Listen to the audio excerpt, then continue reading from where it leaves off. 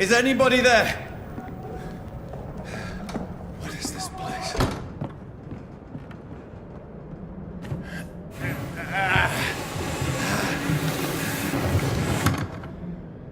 The place seems abandoned. I should be safe enough here.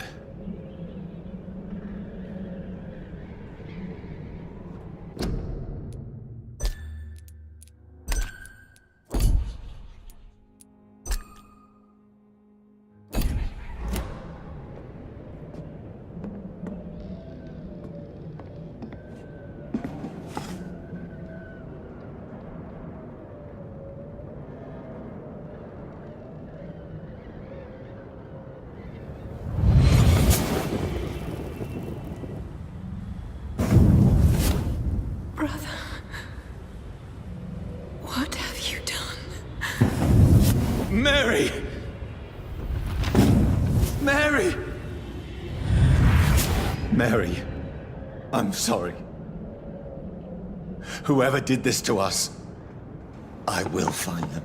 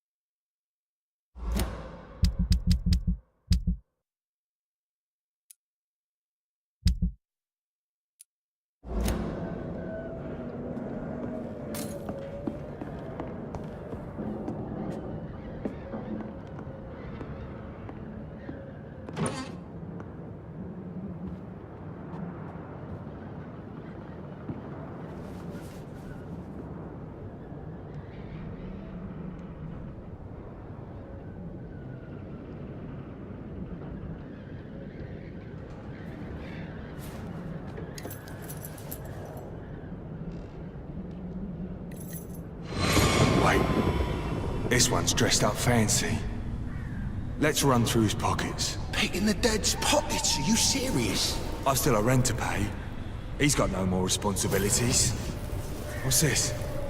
Gold watch. Beautiful it is. We fancy it and share the takings. I suppose we are undertakers. Now, give him an Eve.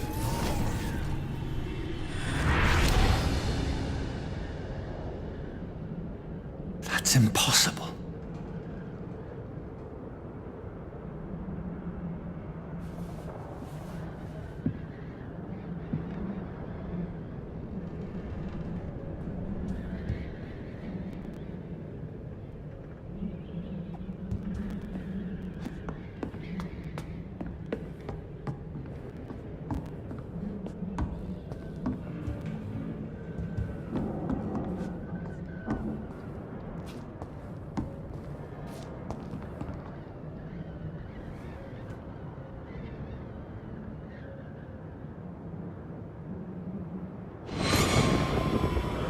Dreams for the Red Queen that sleeps under crown stone, that she might linger longer, her eyes as white as gold. Who goes there? A prayer for the summoned by warring song. A child born from the darkness must take scent of his path. Who's there? Are you referring to me?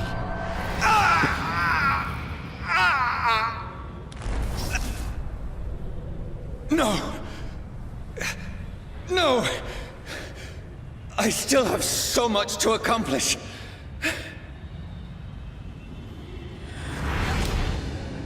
I still have so much left that needs doing.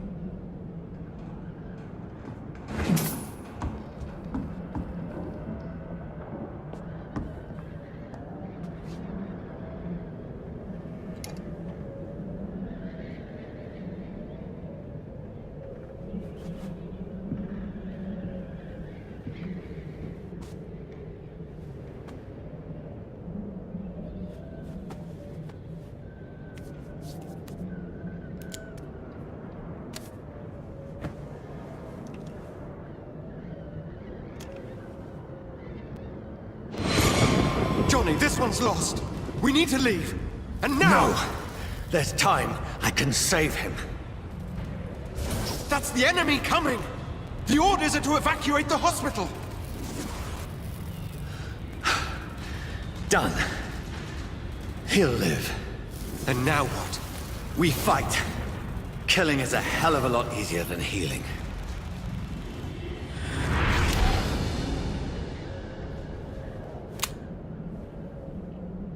No, it never got easy.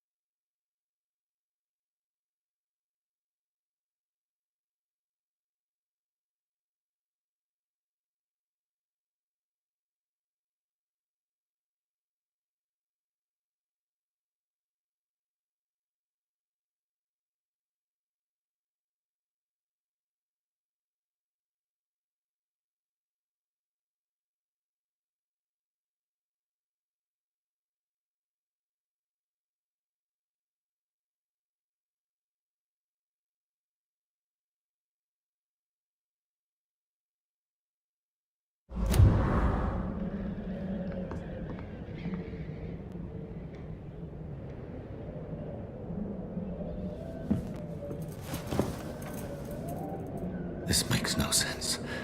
None of it. No sense at all.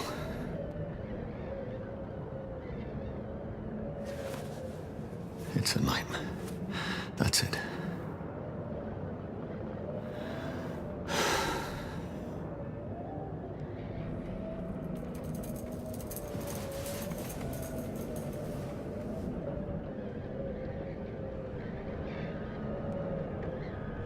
So be it.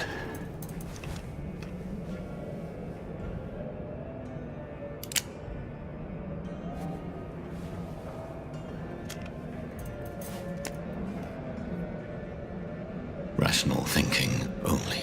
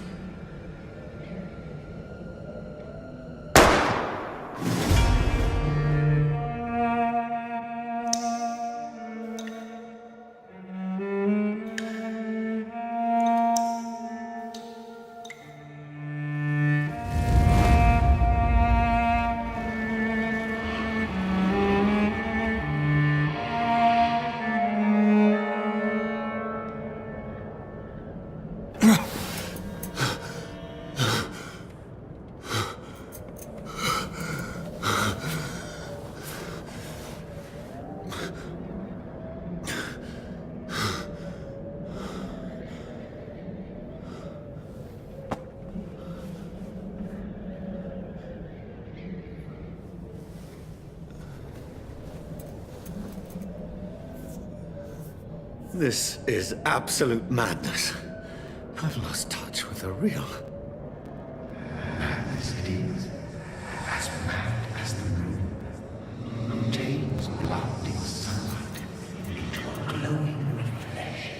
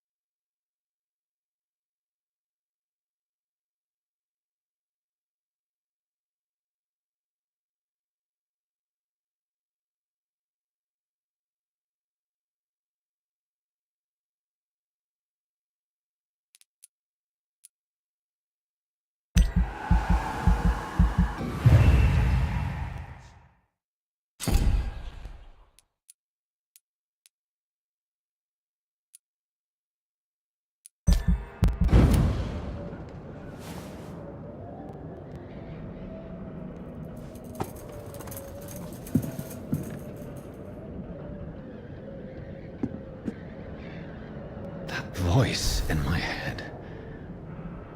If I'm not mad...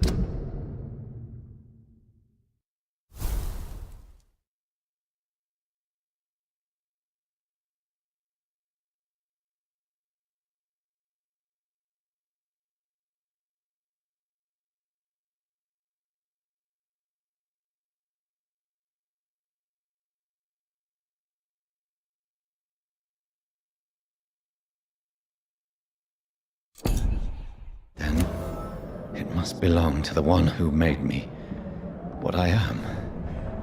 I must find him to understand what I have become.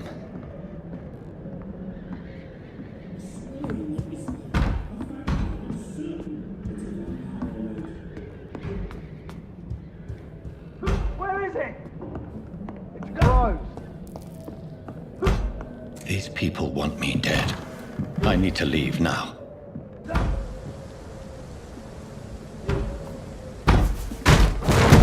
Here's the leech. Here!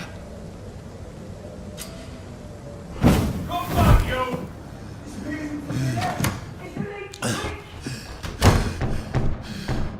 My head's spinning.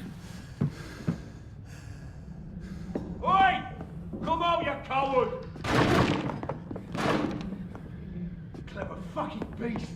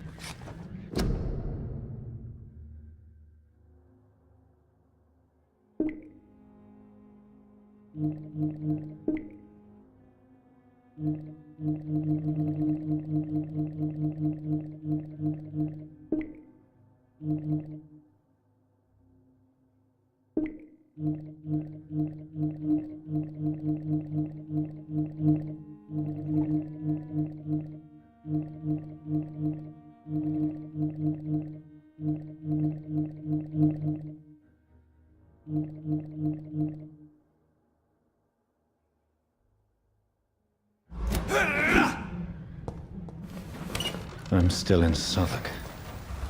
I must reach the West End. Go back home.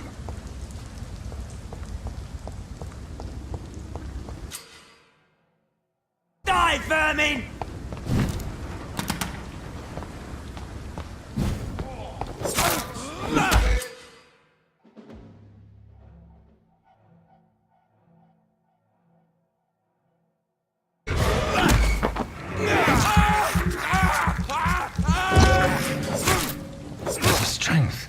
A strength I never knew I had. He's dead, all right. This shouldn't be Filthy possible. piece of shit! A leech! A leech!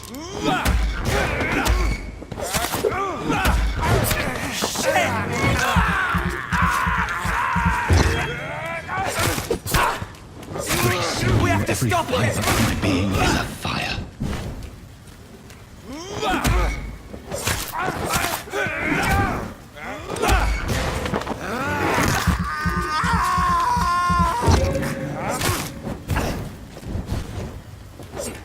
I feel like a child learning the limits of my body.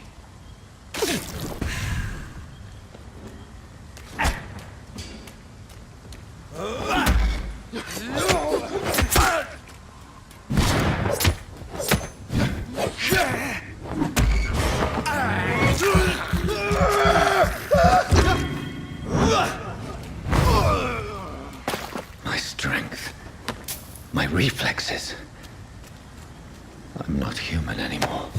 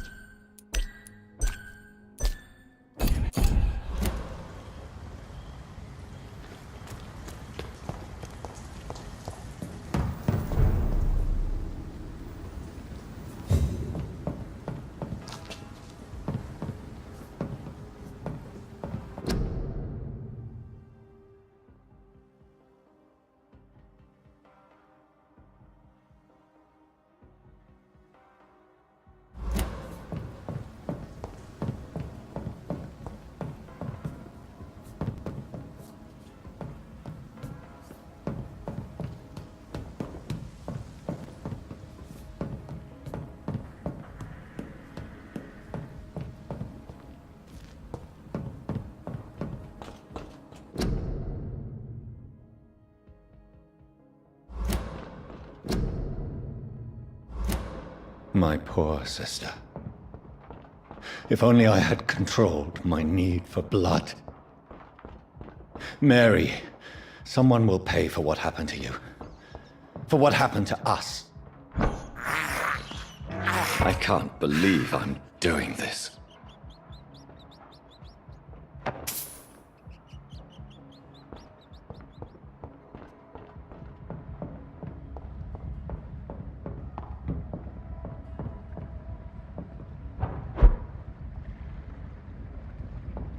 The dizziness from the jump. I can now control it.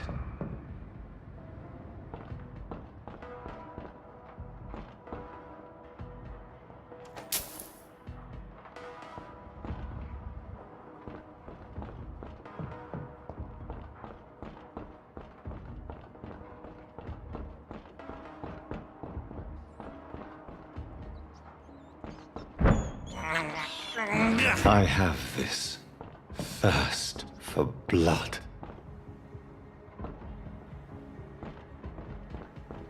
What will London have to say to me?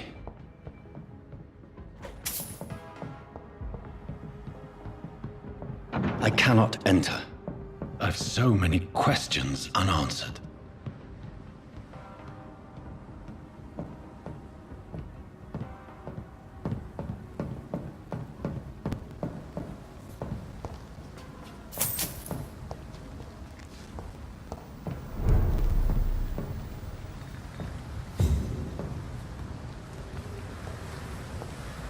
Another corpse. Have the very streets of London become a mausoleum?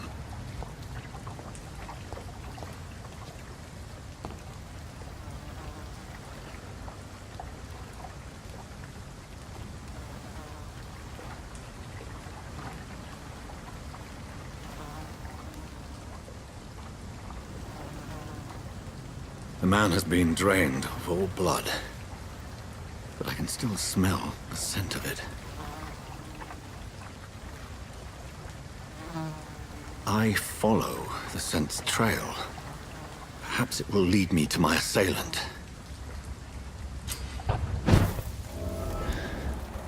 Fresh blood. The smell is so strong. Where has everyone gone?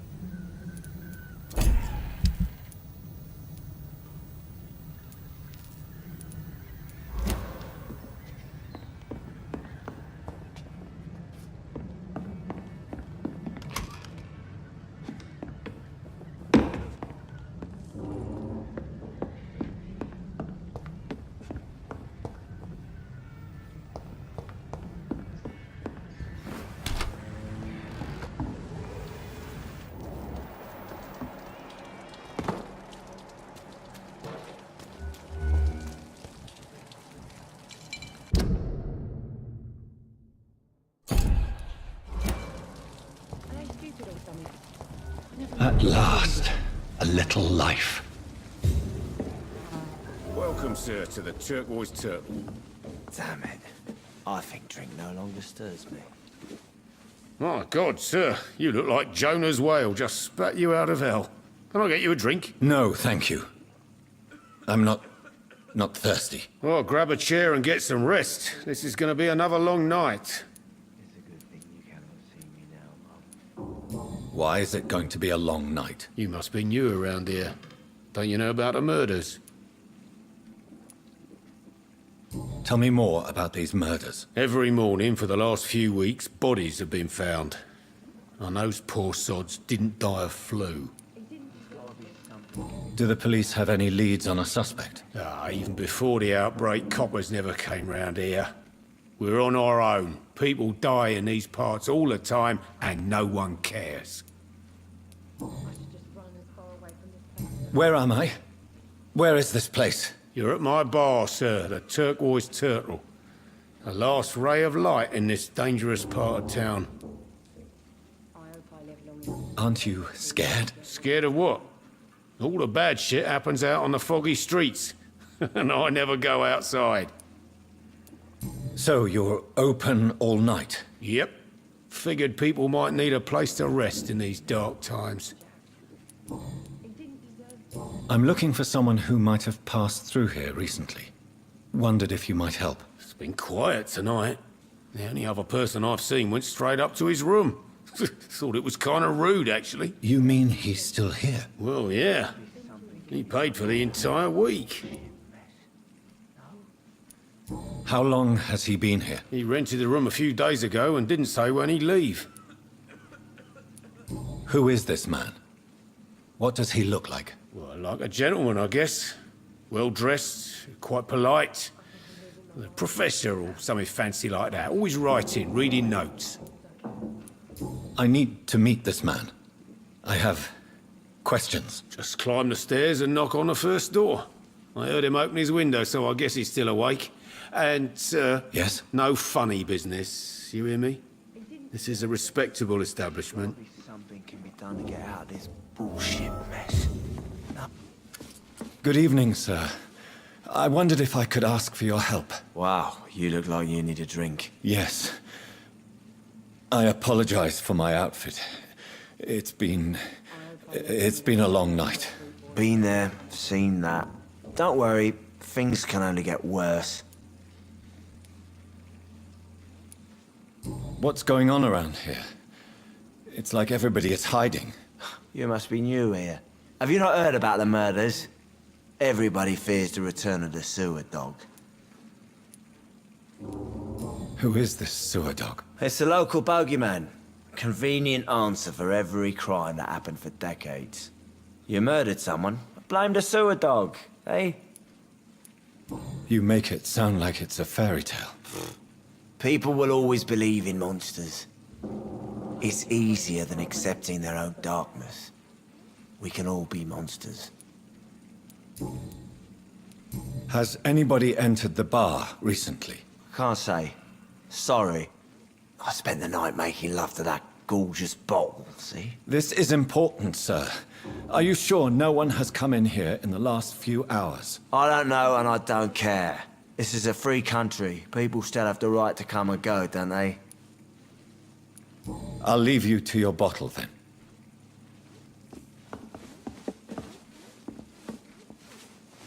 Hello, sir.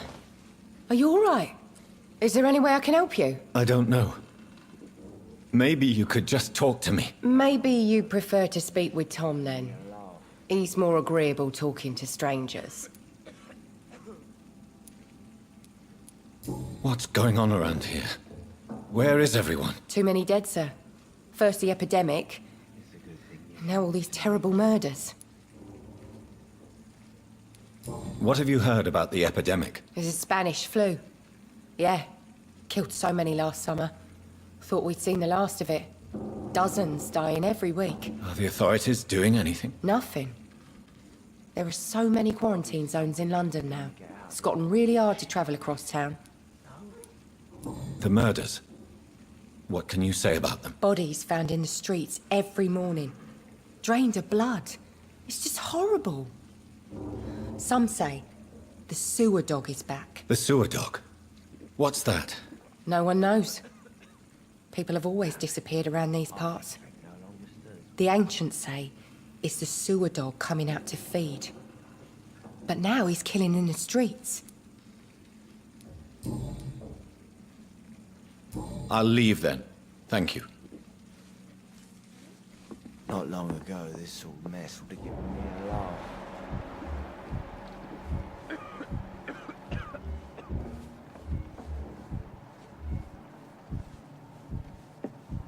I hope I live long enough to see them wet boot boys get what's coming to them. This is no place for you.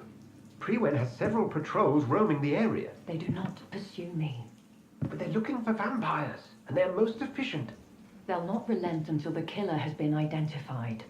I have a common objective, but I require... Shh. I think someone is eavesdropping. Are you certain? You might as well come in, whoever you are. Slowly, vampire. Who are you? I mean you no harm, saith the vampire. Present yourself. I need a word with anyone.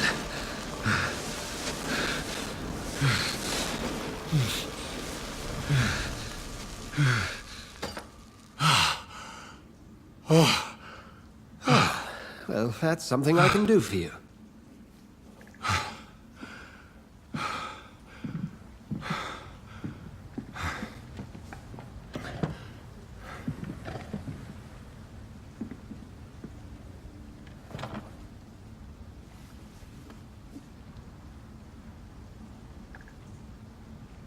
And who might you be?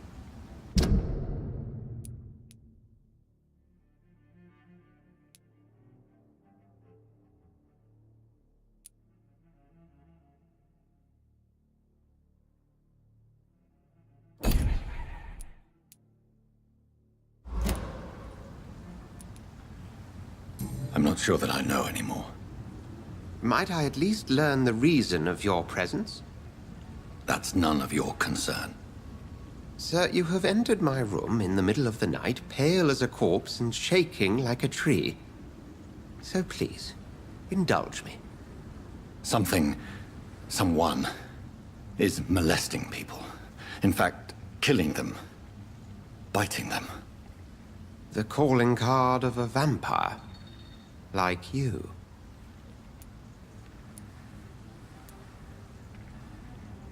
I've been hunted down in the streets and attacked. I'm a victim here too. I believe you. Then if you are not a vampire, who or what are you? Dr. Edgar Swansea of the Brotherhood of St. Paul. I'm performing an independent investigation here in an attempt to understand precisely what is going on.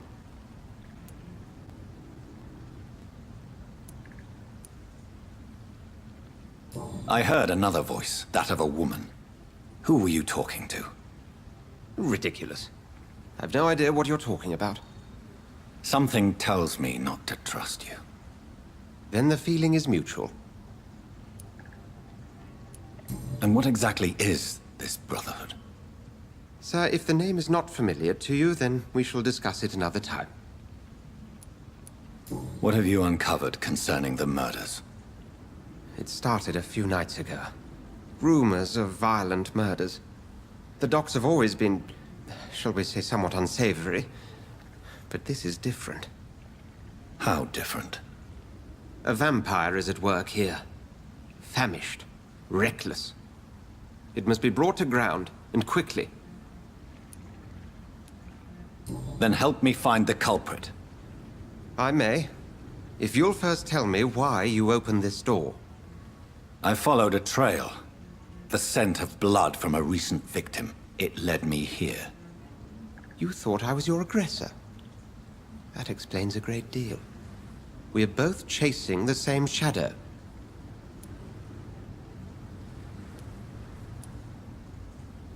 No, we are not. I seek the cruel predator who brought this upon me. This is my personal affair.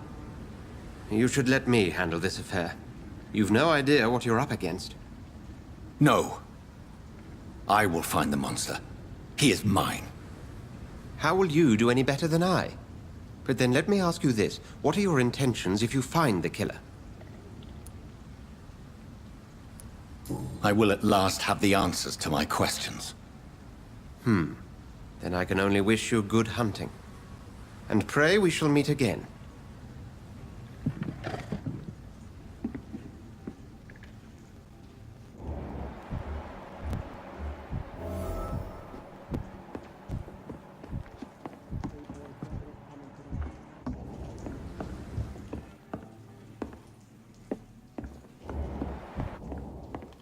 Not long ago, this sort of mess would have given me a laugh. If Swansea is not my attacker, it means somebody else came here tonight. Someone must know something. It's a good thing you cannot see me now, Mum. Evening, sir. Can I help you? I have a few questions for you. Well, if you must. I spoke to Dr. Swansea. He's not the man I'm looking for. Now, I want the truth. The truth? What do you mean? I suspect that someone else was here tonight, and I don't think Tom wants to tell me about it. I'm just the barmaid here, okay? If Tom says you're the only visitor we had, then you're the only visitor we had. I can feel your fear, madam. Please, tell me what's going on. It's Will. William Bishop. He came in here earlier tonight and he... Well, I thought he was going to clock someone. Tell me about this William Bishop. Will was a sailor who worked at the canning factory before he lost that job. A nice bloke, really. He's never been violent. Until tonight. Why keep it a secret? Why not tell me about it? Tom's nothing if not loyal. After Will lost his job, he offered him one ear. They used to be good mates. But recently, well... Will started to get very aggressive. I see. Thank you for your candor. I'll be sure to talk to Tom.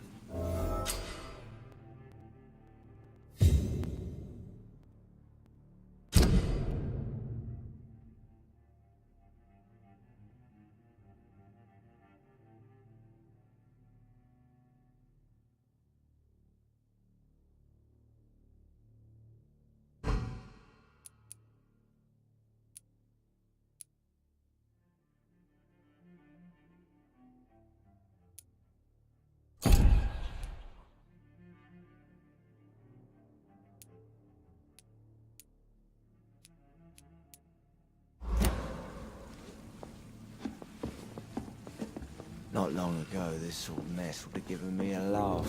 Welcome back. Did you find what you were after? I can't say I have. Are you sure no one else came into your bar before I arrived? Hey, I told you, you were the only other stranger I've had.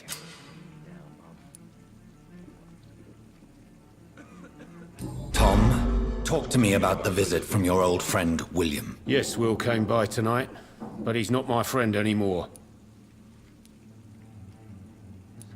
Who is he? William?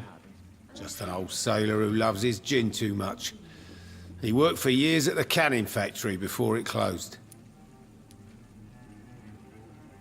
How was he tonight? Was he different? Sicker than usual, perhaps. He whined and mumbled about how mean people were to him and how he'd like to talk to me outside, and then he left when I refused. I need to find him. It's a matter of urgency. Do you know where he is? You could try his boat. It's up by the North Pier. He sleeps there when he's too drunk to get home. Please describe him to me. What'd you expect? He's a tall, sick bastard with a bad rash and torn old clothes. William used to be strong. Now he's a mess. Thank you, Tom. If you see him, tell him I don't want him back here unless he cleans up his act, okay? There's gotta be something can be done.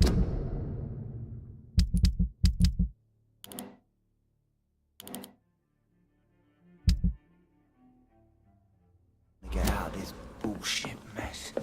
No? Are they stupid or something? I've never even been to India.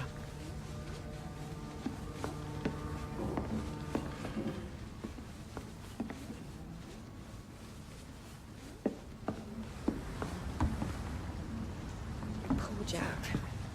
He didn't deserve this.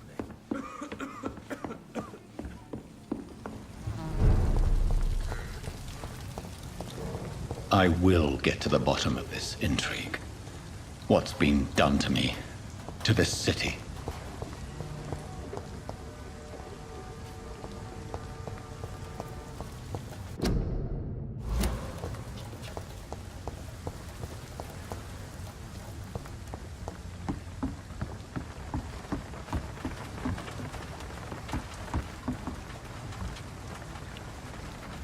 The body is still warm. This man has just been drained of blood. This man was armed. He tried to defend himself. This corpse has been dried of its blood, just like the previous victim. What's this? Some sort of note.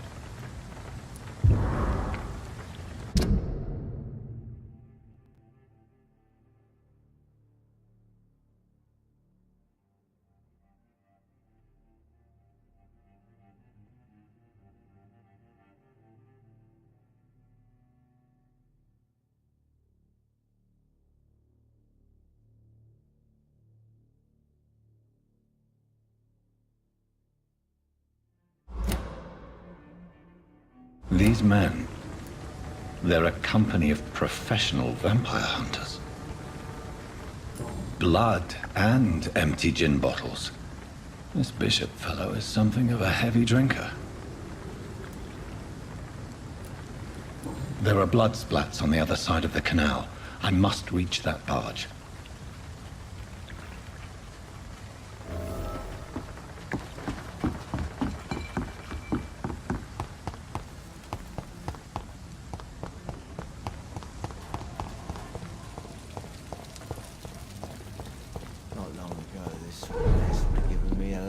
I told you all there was to know. I'm occupied presently. Please, leave me alone.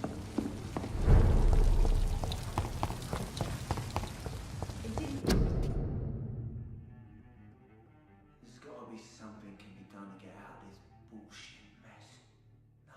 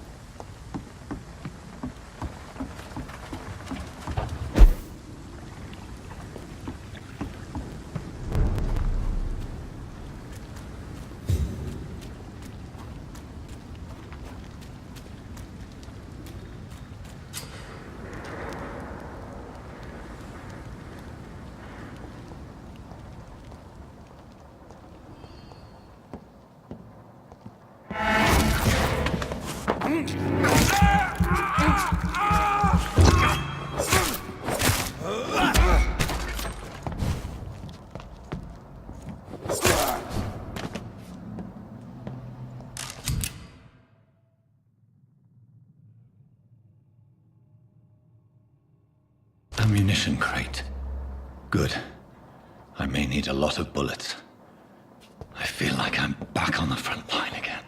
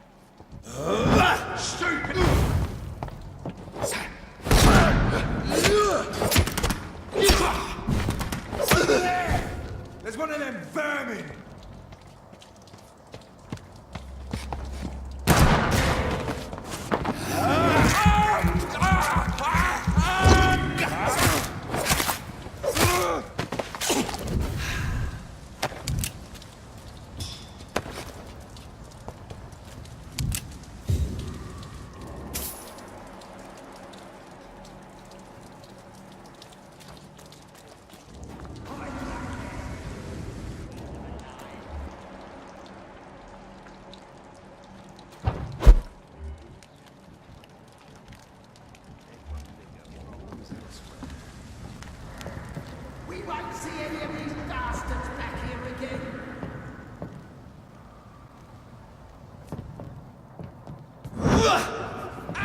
He's dead!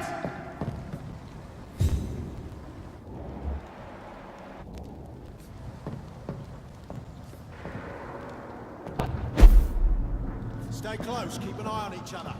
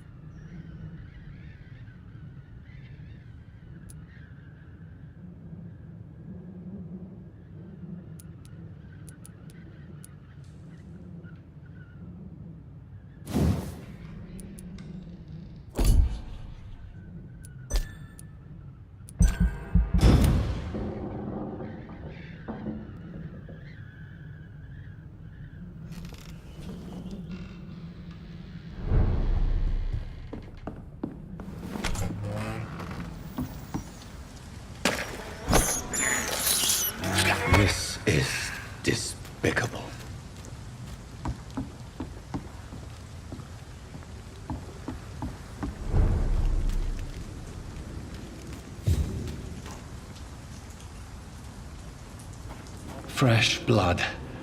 The whole building reeks of it. The scent is so strong it makes me dizzy.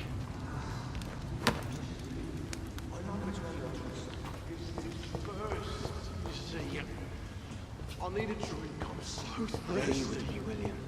As one, we shall overcome this. We've done it before. No.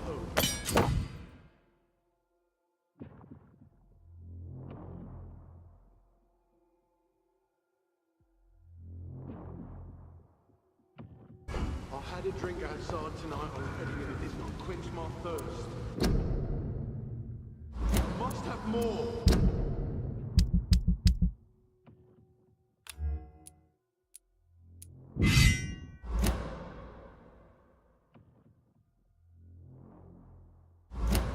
Oh dear God, not again. William, please stop. Just a sip, I promise.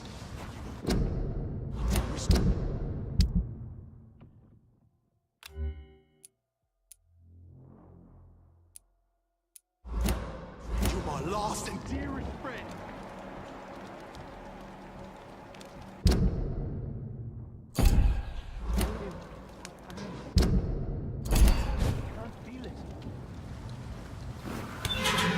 This place reeks of bloodshed.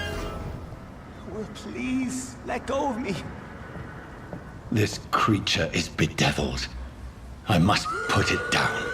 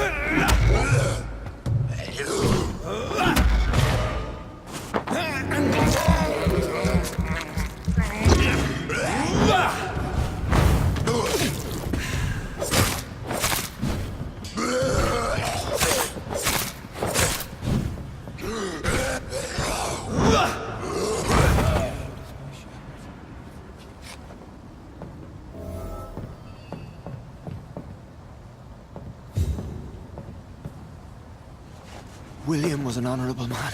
I could have saved him.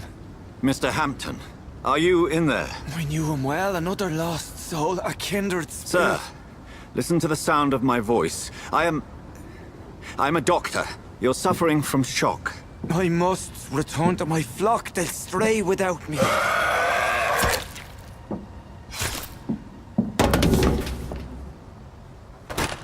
Remember, certain skulls are every bit as resistant as we are. Who are you? What do you mean by skull? You truly are a newborn. I should have realized. Wait. You are the woman from the bar. Are you... like me? Can you help me? I believe, sir, I already have.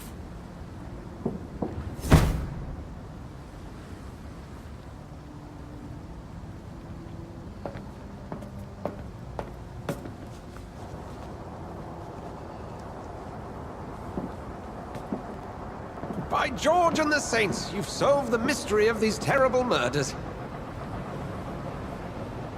Patience, good fellows, I've come to offer help. Just give me a moment to secure my boat, and we can leave this awful place. William was not the evil man they claimed. He was just taken by the thirst. He needed his drink. This man requires medical attention. You'll see he gets to the nearest hospital. No, please, I must tend to my fold. My flock needs me. There, sir. Go with the good Dr. Swansea. He's resourceful, and I'm sure he'll take good care of you. You'd best come as well. The sun is soon to rise, and you'll need a place to rest. I just need a moment. If I can learn something about what has happened to William, I'll be a step closer to understanding what happened to me.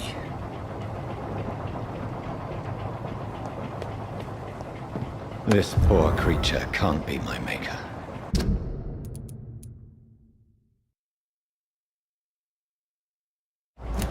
Could it be some subspecies of vampire?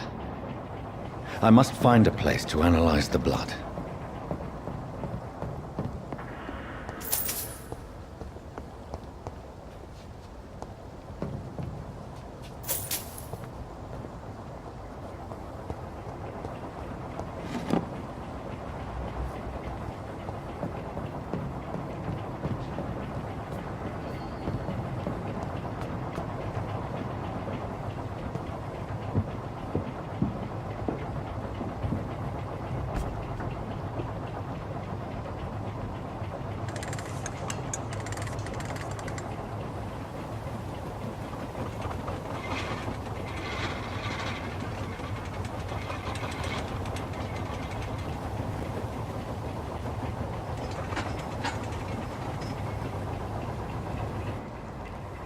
Where are we headed? We're on our way to the Pembroke Hospital. It's just across the canal. They'll have a bed for poor Mr. Hampton. William was... What manner of creature was he? Predator, prey, villain, and victim. Who can say? The important thing is that he's been stopped. Duly noted. And the woman? What... Who is she? What woman? Oh, don't play me for a fool. You used me to locate that skull. You must know who she is. And I thought you a gentleman.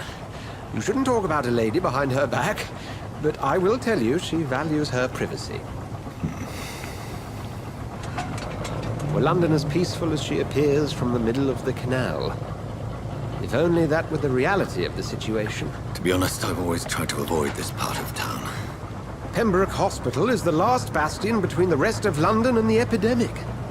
The flu has decimated the East End and the war still rages. Welcome to the front lines of a plague. This is where you work, Dr. Swansea? I am the administrator of Pembroke Hospital. I thought you were here in service of your mysterious order, the Brotherhood of... Of St. Paul's Stole, yes. But first and foremost, I'm a man of science. A physician, like yourself, Dr. Reed. How do you know who I am? No need for modesty. You are Dr. Jonathan Reed. A surgeon of some caliber and renown, if I'm not mistaken. You are correct, sir. I knew it! I had my suspicions. But when you took the blood sample from the corpse of poor William, I was certain. Dr. Reed. Marvelous. Have we met? I attended 3 of your seminars before the war. I have the utmost admiration for your research. And what a turn of fate. England's most esteemed blood specialist returns to London a vampire. That word, again, from a so-called man of science. I understand. Traditionally, the role of science is to refute myth, but when myth walks among us, the Brotherhood of St. Paul has dedicated its purpose to their study. There's so much for you to learn. Of that, you are right. Well, then let me be blunt. Join my staff at Pembroke Hospital. As a physician. I suspect you'll not find a better post of employment to contemplate your predicament. This is sudden. I was returning home to see my sickly mother. But alas, that was before contracting this... affliction. Dr. Reed, take a moment to consider. The post would be for the night shift, providing a good explanation for your absence during daylight hours. You'll be adequately reimbursed, and have a place to hide. I even had the forethought to bring some clean clothes. So, what do you say? It seems I have little choice, but yours is a generous offer, so I thank you. Brilliant! Oh, Jonathan, this is one for the book, and the beginning of a beautiful friendship.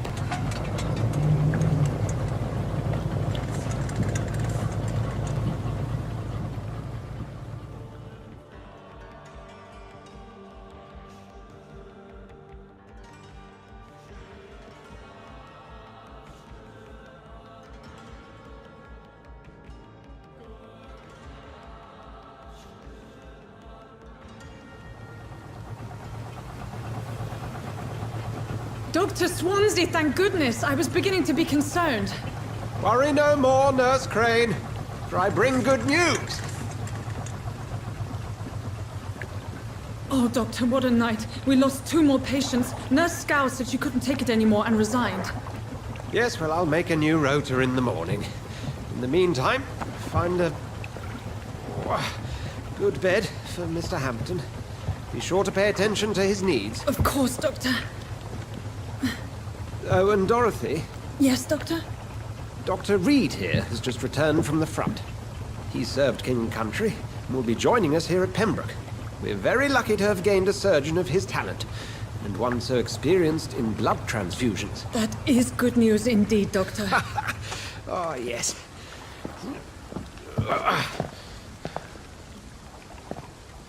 Here at Pembroke, it's not what we have, but what we haven't.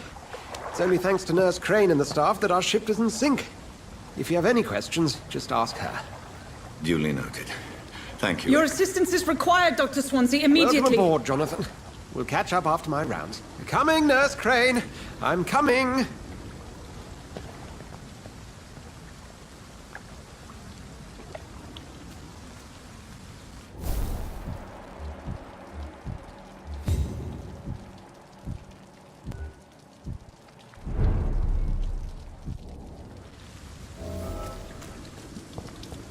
Come on, you bastard! You can do better than that! Nah! It's my turn!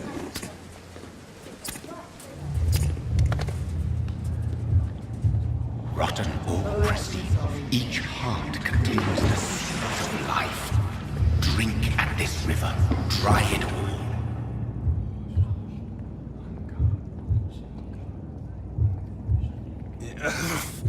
Oh, come on, you bastard! I won't bite! Sir, please. You've lost too much blood. Calm yourself. You think I didn't notice? Stop your staring and get me to an hospital, you arse!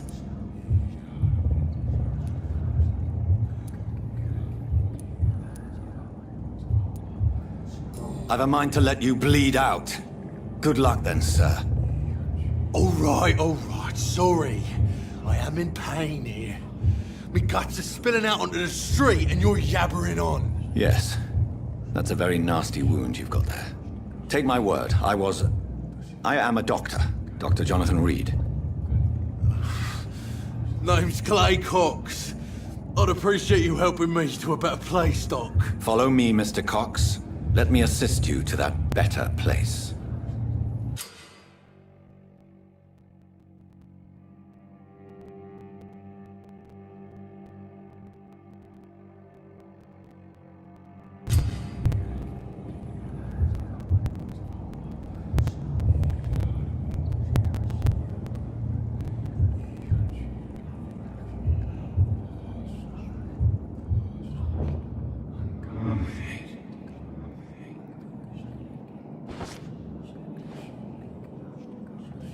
Bring this fading light into the shadows.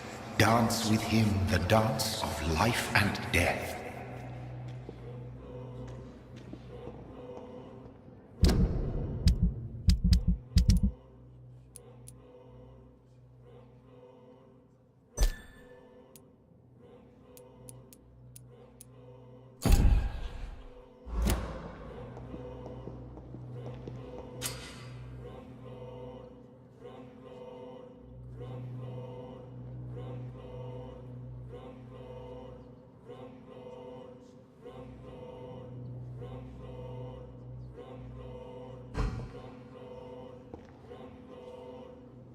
No more. Not tonight. Not like this. I will not take another life. Whoa, I feel giddy.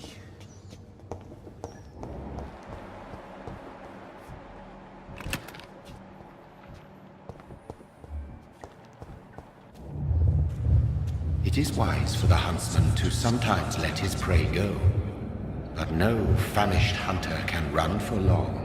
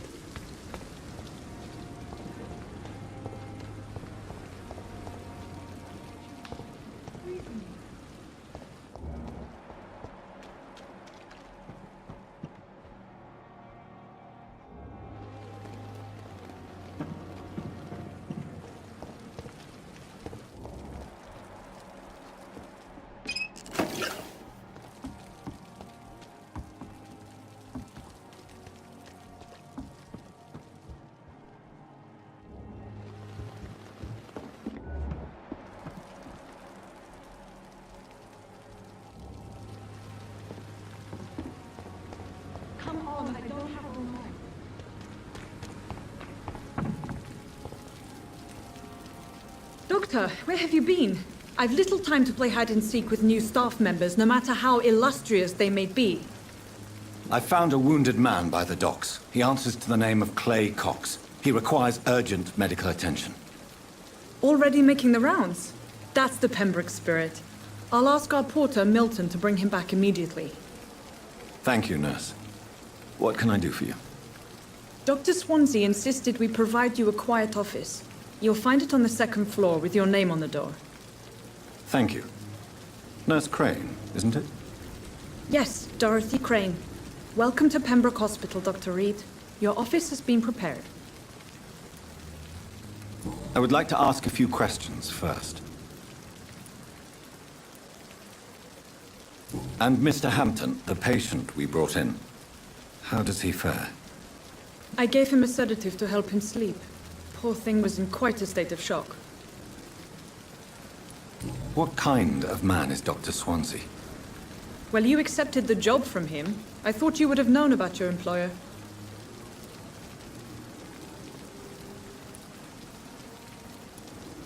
It's right to assume Dr. Swansea knows far more about me than I do about him. You'll get to know him soon enough, and better than me. The administrator has better things to do than mix with us.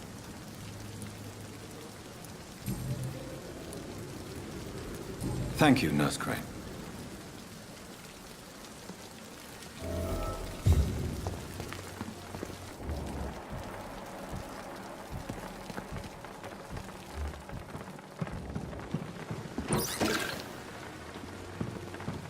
This is no time for services. It is the last thing our patients need.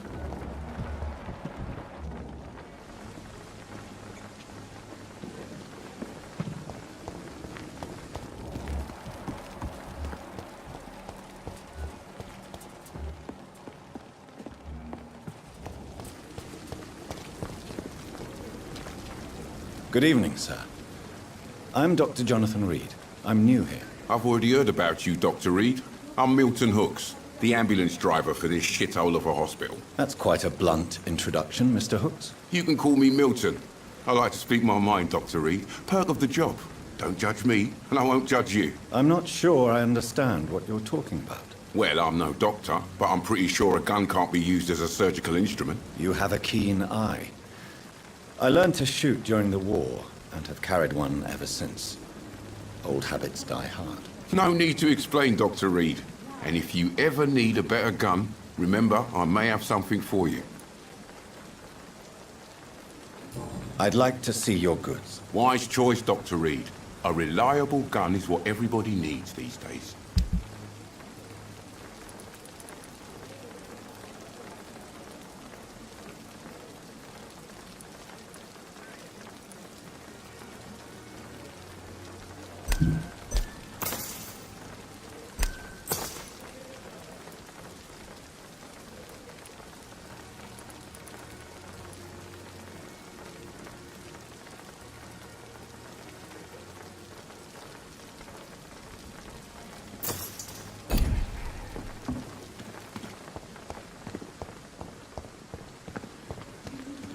Dr. Swansea is right. This place seems perfect to conduct my research. My blood and soul. They belong to you. The life running in your veins. This dead flesh needs it. Oh, please spare me, Dark Queen. Spare your obedient slave.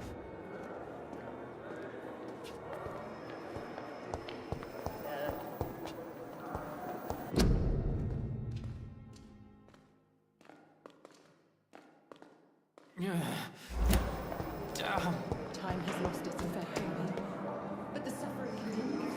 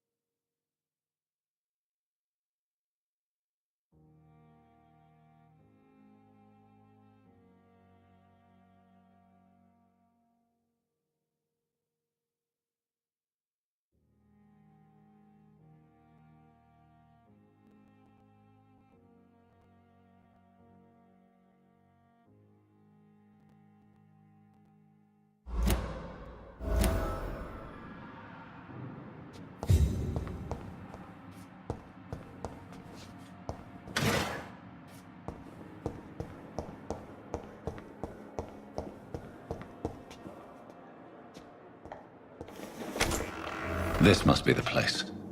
It's definitely away from prying eyes. Relegated to the shadows. A kingdom of my own. At least I won't be sleeping in a coffin.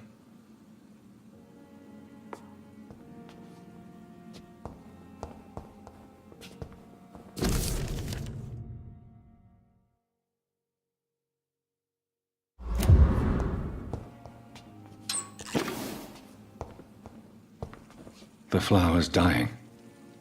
It needs water.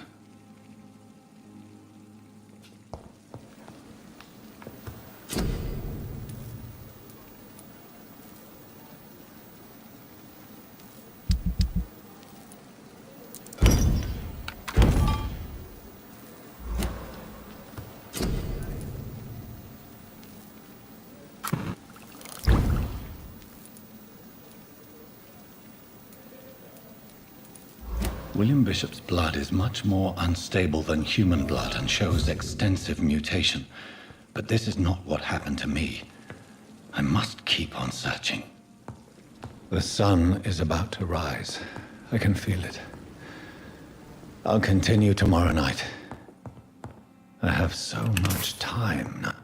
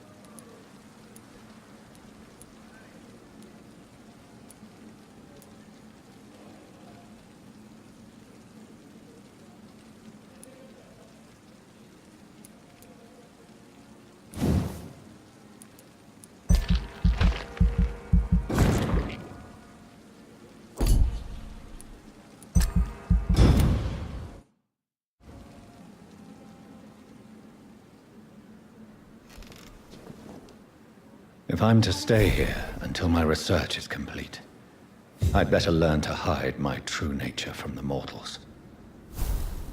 But what about my thirst for blood?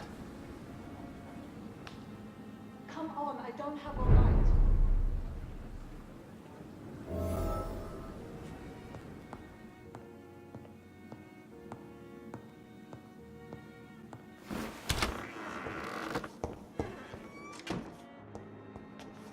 Yes, Nurse Crane? How can I help you? I'm so sorry. I know Dr. Swansea wanted you to rest, but we have somewhat of a crisis. A crisis, you say? Our supply of antiseptics is nearly depleted. I was hoping there was another box up here, but...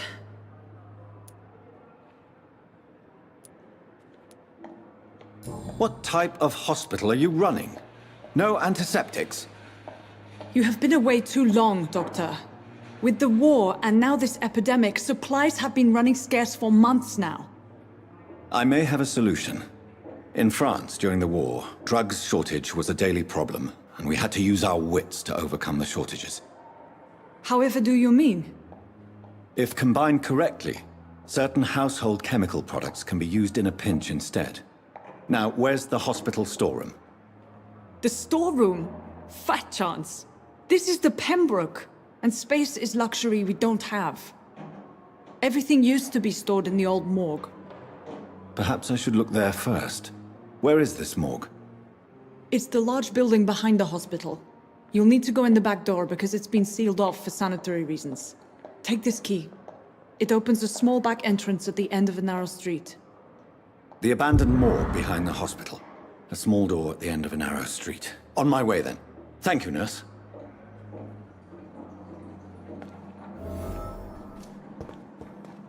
Yes, Doctor? Exactly how bad is the supply situation here at Pembroke? It really depends. Dr. Swansea deftly works his society contacts for monies, but with the quarantine, well, we're in God's hands. Why then do you always work the nights? Don't you ever sleep? At the Pembroke, we're always hands on deck. Lack of sleep and the medical profession always ends in disaster. I've witnessed many a colleague succumb to stimulants to fight exhaustion. Drugs were as deadly as bullets in the trenches. London's trenches start here at Pembroke Hospital. We are on the front line, make no mistake. Your dedication to the Pembroke does you credit, Nurse Crane, but when do you sleep? We staff get our sleep when we can, Doctor. Nursing is a vocation, not the labor of a journeyman. Please, could you point me in the direction of the morgue again? It's the Lord... That's all for now, Nurse Crane, thank you.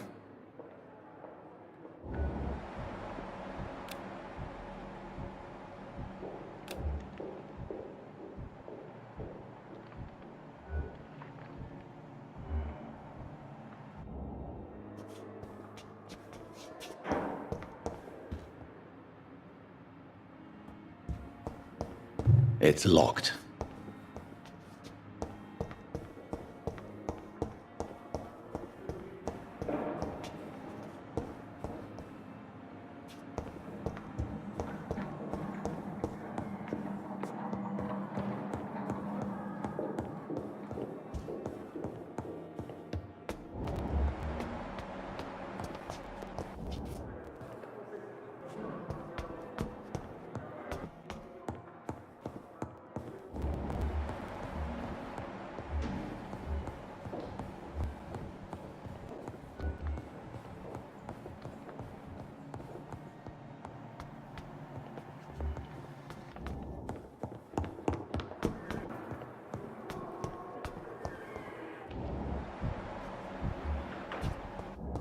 I've wasted too much energy for so little result.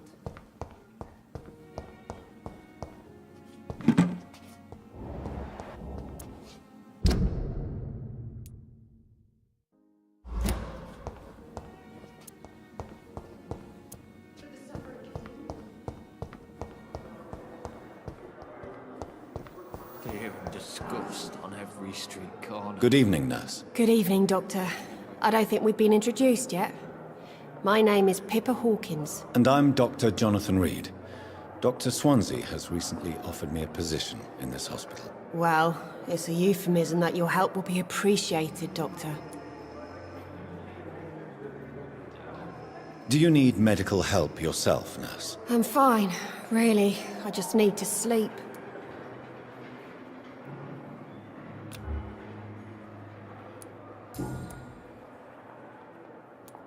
How would you describe the situation at the Pembroke Hospital? It's serious. The flu is wreaking havoc amongst the staff and patients. We are running out of everything. Nurse Hawkins, the Spanish flu won't last forever. Even the Black Plague didn't kill everyone. I wish I could believe you. But what if this epidemic was worse? What if in the end, nobody was spared? You must get a hold of yourself, nurse. Sorry, I'm exhausted. No one has any idea when this epidemic will be over. How long have you been a nurse? Or long enough to see that the epidemic is winning. And no matter how qualified you are, don't tell me you'll change that. You'd be surprised what dedication can achieve, Nurse Hawkins. In medicine, sometimes we're just a test result away from a miracle. Sorry, Doctor. I don't want to sound bitter, but I'm just too tired to give a pep talk like Nurse Brannigan. How is the Pembroke staff coping with the epidemic? Well, not well. Milton, the ambulance driver, is even more grumpy than usual, especially concerning doctors. Why is Milton grumpy on a daily basis? Is it just an act? Milton's not the kind of man who's bothered about a bad reputation, whether he deserved it or not. Why does Milton dislike doctors? I don't know. Just ask him. But be warned, Milton is not the chatty type.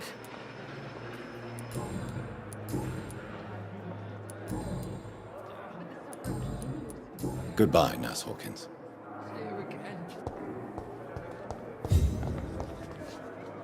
Yes, Doctor? That's all for now, Nurse Crane. Thank you.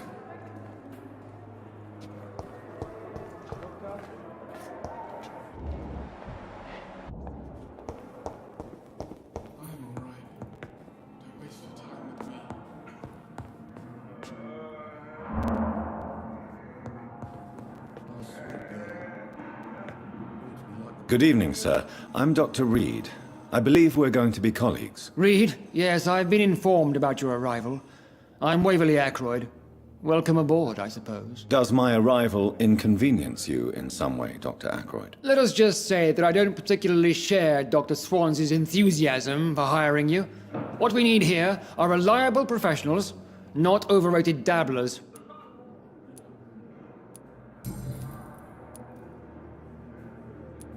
Since your tenure in this hospital is longer than mine, perhaps you can tell me more about this place. Let's just say I'm tired of the carelessness around me. I have always respected the skills of Dr. Swansea, but over time his enthusiasm has become displaced. Carelessness? Exactly what are you talking about? We're here to save lives. The people who trust us are not volunteering for experimentation. They're here to be healed. I don't intend to run any radical experiments, Doctor. Even if I, as any good practitioner should, express an interest in pushing the boundaries of medical research. Modern medical methods were created through audacity and ego. But there are rules in our line of work, and they're here to protect our patients.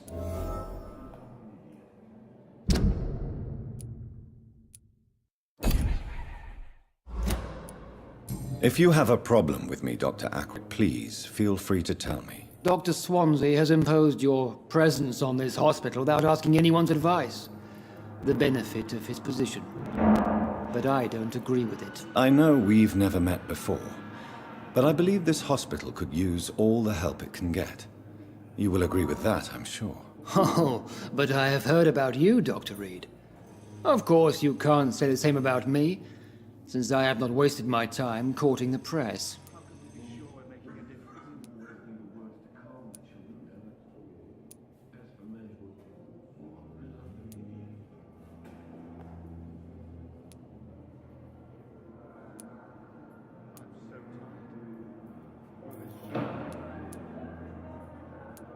There is no need for such animosity between us. Don't you think the epidemic is already enough to deal with? That is one point we could agree on.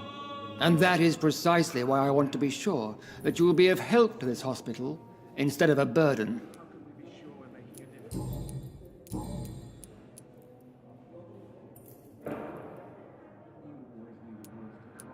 I don't know what you've heard about me, but I have already proved my value as a practitioner. I don't question your skills, Dr. Reed, but your motive.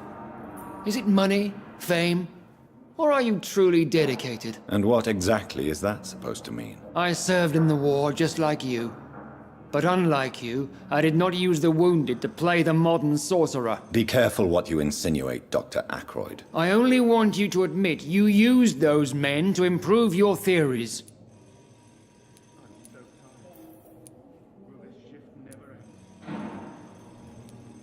I don't see any reason why I should justify my actions to you. That's true, Dr. Reed. The only judge has to be yourself. The question is, are you judging yourself hard enough? It seems you have bad memories of your military service. I refuse to see this industrial slaughter as scientific progress. War only reveals the worst in men. We can at least agree on something, Dr. Ackroyd.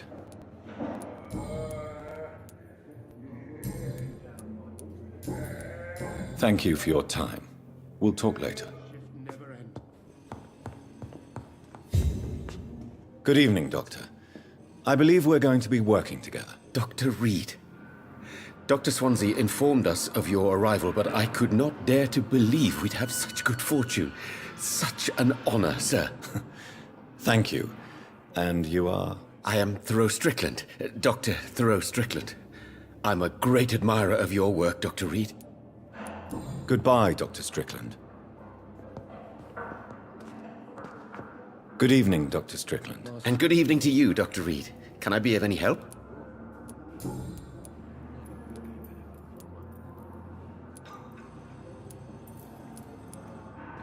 Please, could you tell me something about yourself? I'm a great admirer of your work concerning blood transfusion, Dr. Reed.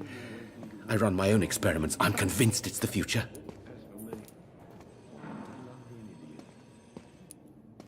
What made you choose to be a doctor? I'm not ashamed to admit you and your work have inspired me. I am honored to have the opportunity to work by your side. It's always a pleasure to share scientific and medical knowledge with someone eager to learn. I'll be glad to help you if I can. This epidemic may be the century's most terrible disaster, but I'm convinced that we, as doctors, are the only ones able to defeat it. I based my technique on my mentor's research. He helped me perfect my method. What is yours? I'd rather not talk about it. For now, it's just theories and first approach. My process is purely experimental and unsuccessful. As long as you're cautious and methodical, you may remain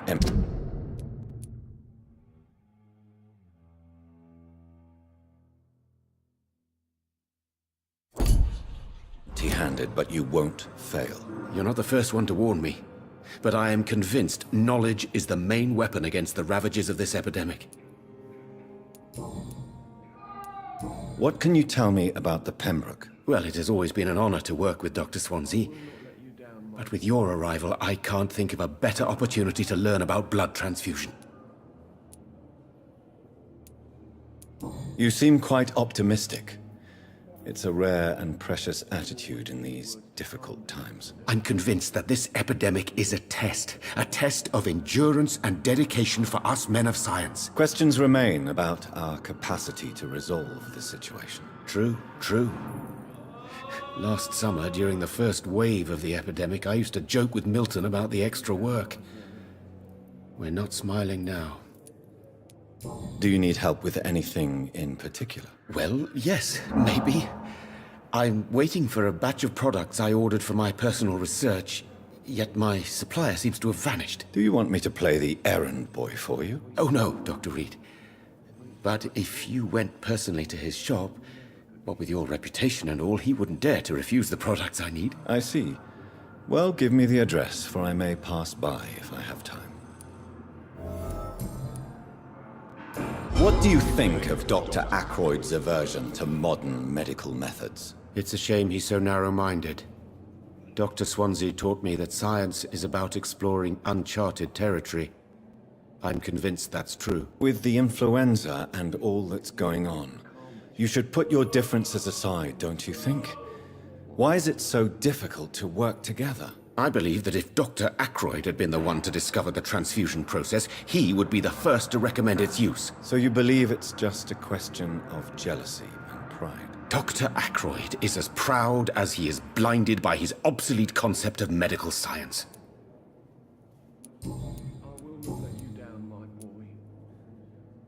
Tell me more about your willingness to experiment with new medical techniques. Harvey Fiddick is a patient suffering from a severe injury that could cripple him if not treated correctly. I'm convinced your blood transfusion technique could help him. What is it you really want? To save him? Or to prove your point? Fair question. I want nothing but to save my patient, Dr. Reed. Especially since I know Mr. Fiddick's story. Tell me Mr. Fiddick's story. Our first diagnosis was compromised because Mr. Fiddick lied to us about the real origin of his injury. He first claimed it was an accident. But why would he hide such crucial information from us? Because he is a proud father, ashamed of putting his children at risk because of his own negligence.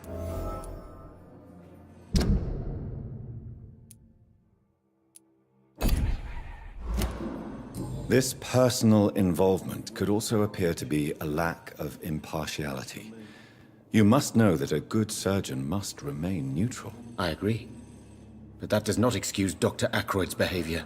A man who did not even take time to converse with his patient. Do you think keeping his distance was a mistake? All I know is that I'm taking care of human beings with desires, hopes, and fears. Not some biological machine comprised of blood, bones, and flesh.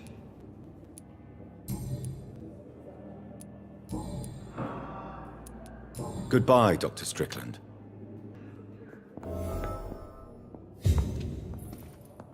My sweet girl. Good evening, sir.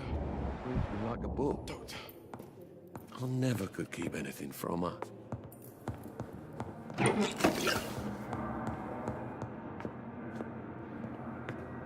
Good evening, sir. I'm Dr. Reed. May I help you? I don't know if a third opinion is needed. Your colleagues are already arguing about my condition. I see. Would you mind telling me more about your situation? I'm Harvey Fiddick. All I want is to get me bloody arm fixed properly.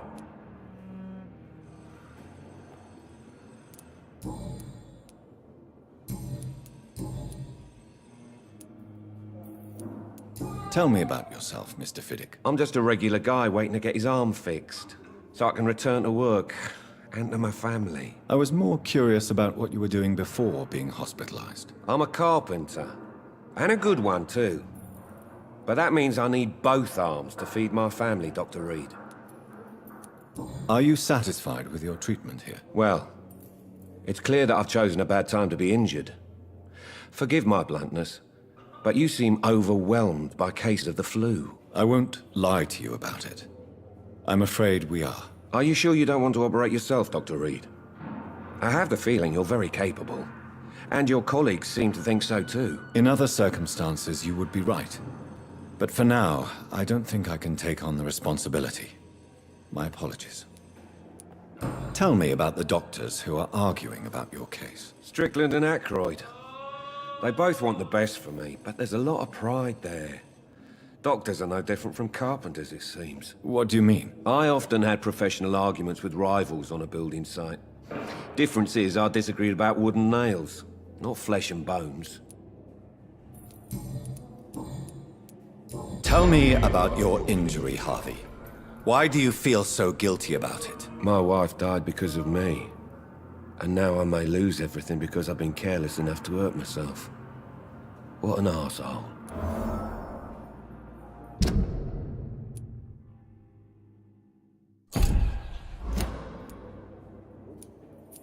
How could your job be responsible for your wife's death? I was working a double. She went out to bring me a hot meal and got caught in a German bomb raid. You can't hold yourself responsible for your injury, Mr. Fiddick. Unless you tried to hurt yourself. Of course I didn't hurt myself. But I can't work until my arm is fixed. My children need to eat, Doctor. Tell me more about the death of your wife, Harvey. 1915. I was in the army.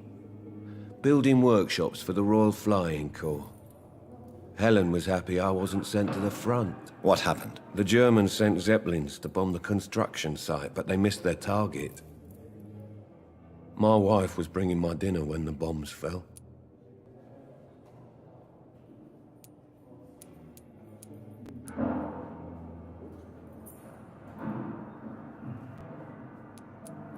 I'm sorry for your loss. So many died during the bombings. I served in France and witnessed the carnage there. I would like to say that she didn't suffer. Truth is, I have no idea. I just know that I'm all that me kids have. Poor little bleeders. How are your children after losing their mother? They were smaller then. The only good thing about this is my Helen didn't bring them with her that night.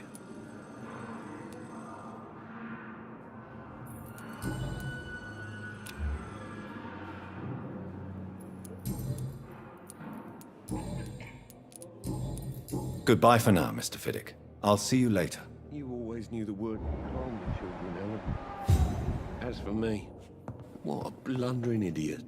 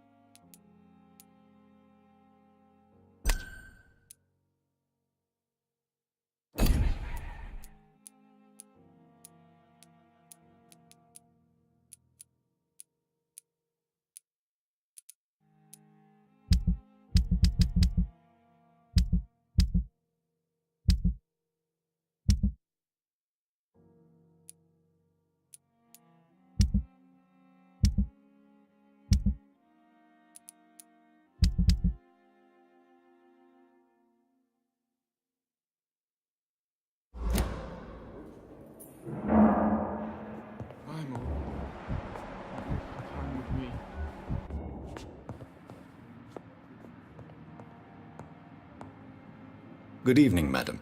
Can I help you? It's my son who needs you, sir. I'm Dr. Jonathan Reed. How can I help your son? I'm Beatrice Goswick, mother of Mortimer Goswick. Could you check on him, please, Dr. Reed? I've heard much of your talents as a physician. Goodbye, Mrs. Goswick.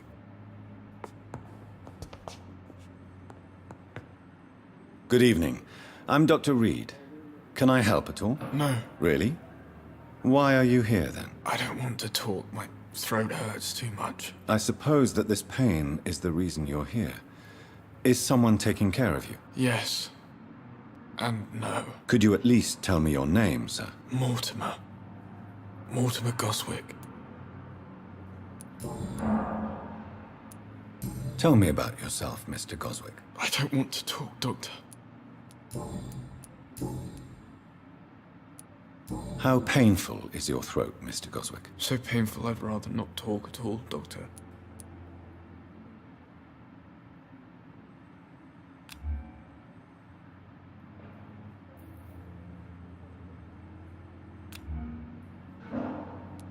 I'm sure you realize a doctor and his patient have to communicate, sir.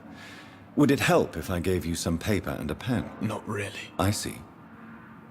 Then maybe it's not just your throat that hurts, Mr. Goswick.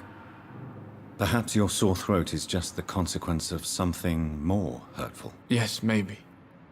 But I don't want to talk or even write about it now. I have to go now, sir. But don't hesitate to contact me if you need any help. Good evening, sir. Doctor. Good evening, Doctor. How is my son doing?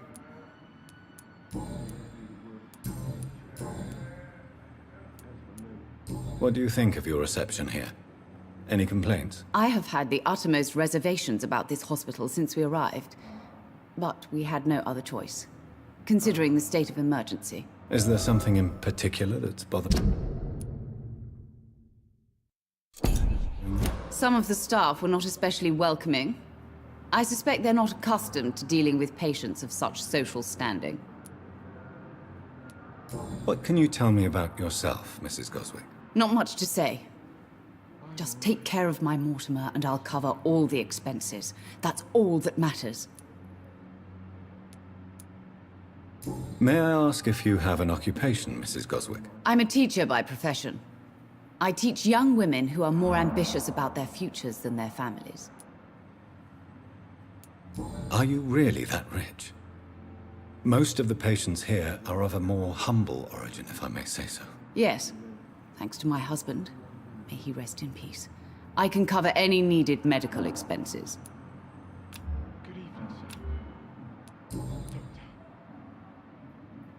Tell me more about your arrival at the Pembroke Hospital. What gave you such a bad first impression? The ambulance driver was quite rude, for a start. And that nurse, Miss Hawkins, seems to have quite a dubious attitude. What do you mean? She managed to secure a bed for my son despite the epidemic. It was a relief, but it wasn't cheap.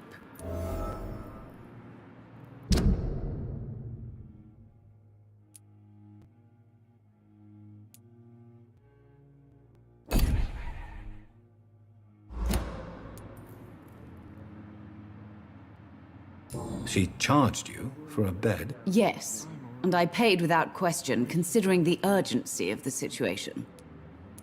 I share your concern, Mrs. Goswick. Be sure that I'll talk to the people involved. I don't expect compensation, Dr. Reed. But I'm aware such behavior would not be tolerated in other hospitals.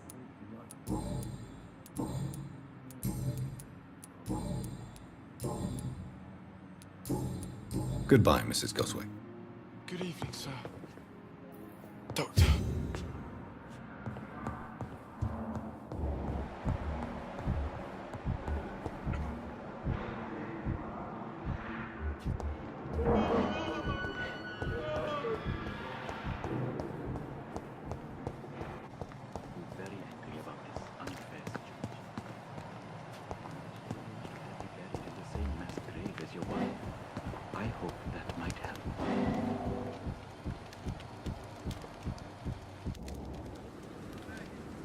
It's locked, all right.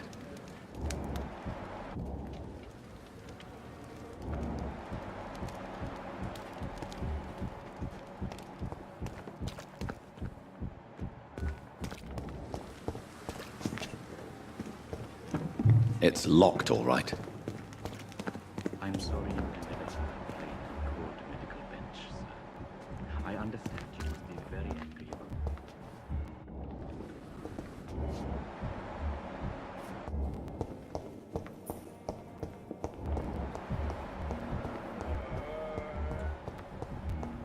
I wonder why the Goswicks came here in the first place. Good evening, Nurse Hawkins. Good evening, Dr. Reed.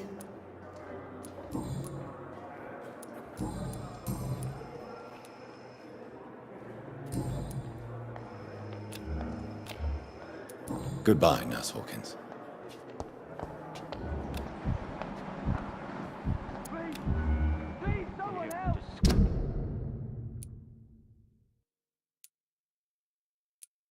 On every street corner.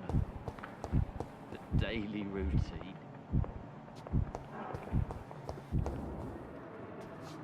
Good evening, Mr. Hampton. How do you feel? Dr. Reed, is it? Oh, sir, I must apologize for my behavior. What do you mean? I was not myself in the factory. Fear and exhaustion made me say awful things to you, I'm afraid. You remained perfectly nice and polite. A little delirious, perhaps. But who wouldn't be after enduring an abduction? Thank you, Doctor. That's a relief. Now all I need to do is rest and return to my flock.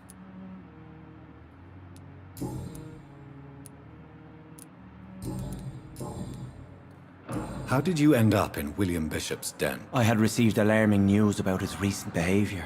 I went to his place and he refused to let me go.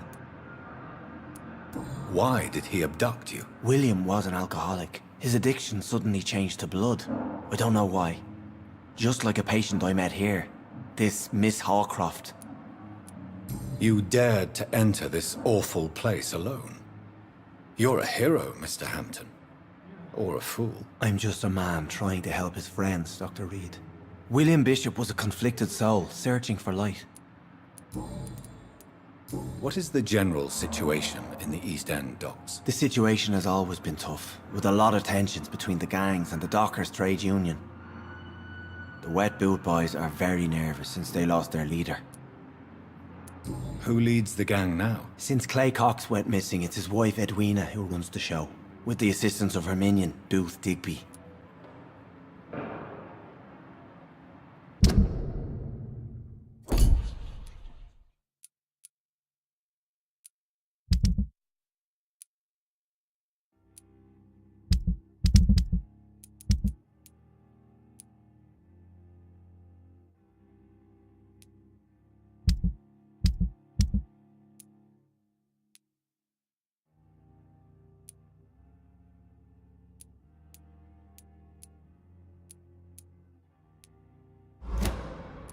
Has the gang been threatening you? Ah, no. I've had this nickname for so long, you know, the sad saint of the East End. No one dares to bug a saint, not even criminals. Do you know Tom Watts, the bartender from the Turtle? I met him before I found you in the canning factory. Tom? Yes, of course. Always the helping hand, good old Tom. Without men like him, corruption and despair would have wiped out the East End long ago. People are still in despair. How could it be otherwise? The authorities have left us all to rot in this contagious nightmare. No drugs, no advice, nothing. It's a damn shame. Who should I avoid in this part of town, then? Any particularly evil figures? Not really. Most men and women are just doing their best. And it's not my habit to speak ill of people I know, Doctor. What do you do for a living, Mr. Hampton? I can't help but notice the cross around your neck. I manage a night asylum for the poor and homeless of the docks. And I try to guide the lost and hesitant on the right path to our Lord. Are you a priest, Mr. Hampton? A deacon, maybe? Not at all, Doctor. I'm just a man of faith willing to preach the good word. Why didn't you use your cross against William Bishop? To repel him somehow? That's a very strange question, Doctor. A cross is no magical token, if that's what you were trying to say. Not mine, anyway. Have you made friends since you arrived? Not really, but I recognize Miss Harriet Jones. I knew her when she lived by the docks. That poor woman had such a miserable life. You never came to see her here at Pembroke? Receiving visits when sick can be an important part of the healing process, you know. We're not just bodies. You're preaching to the converted now, Doctor. To be truly honest, I thought she was dead. She left the docks many months ago. How do you feel, Mr. Hampton? Medically speaking, I mean. I feel exhausted. Beyond exhaustion, actually. William drank so much of my blood in his madness. I feel empty. You're in good hands here. Dr. Swansea is well versed in blood transfusion, and I'm sure he'll take the best care of you. Thank you, sir. I believe all I need is rest. And then I can go back to the people who need me. Goodbye, Mr. Hampton. We'll talk again later.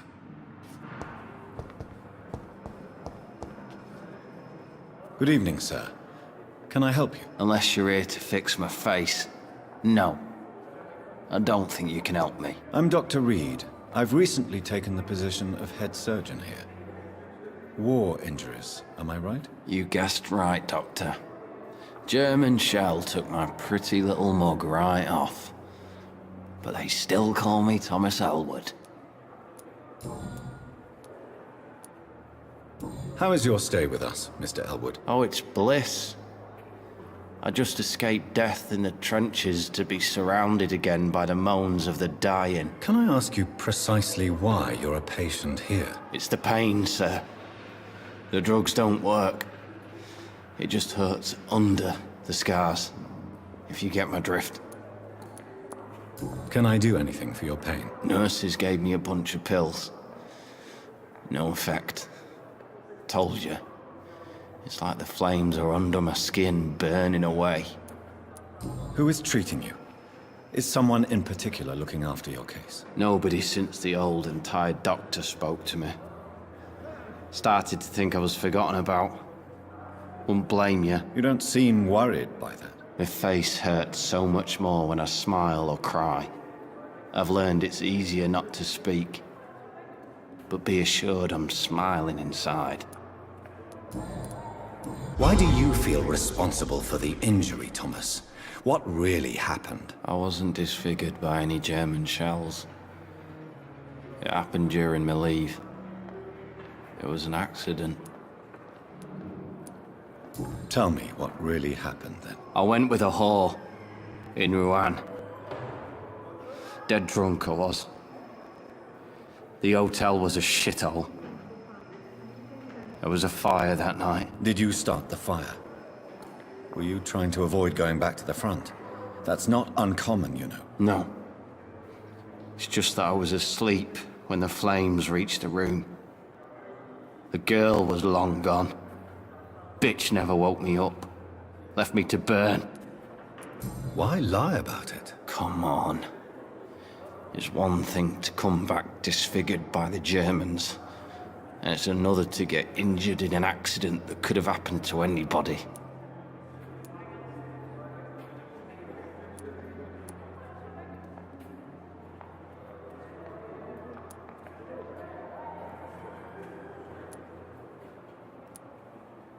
You know you can't hide forever.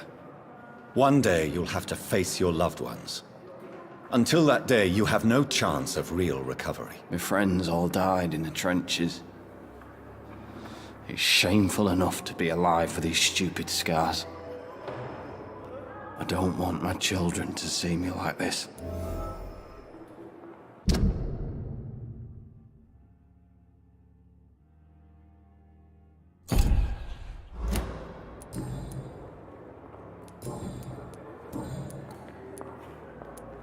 Where were you stationed, sir?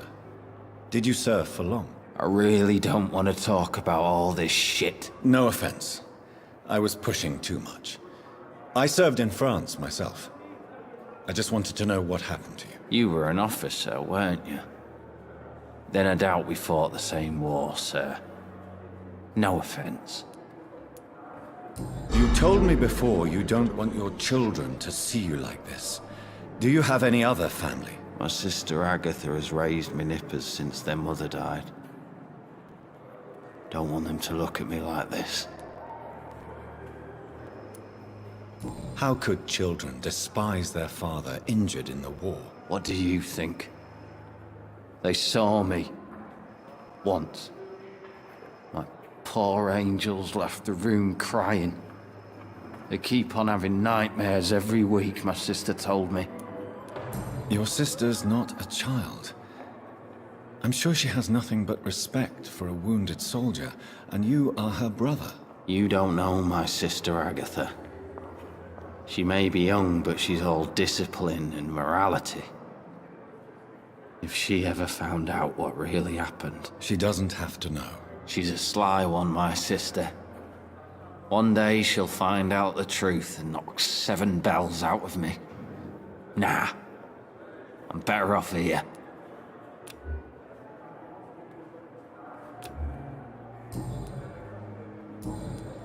Goodbye for now, Mr. Elwood. Fear and disgust on every street corner. The daily routine.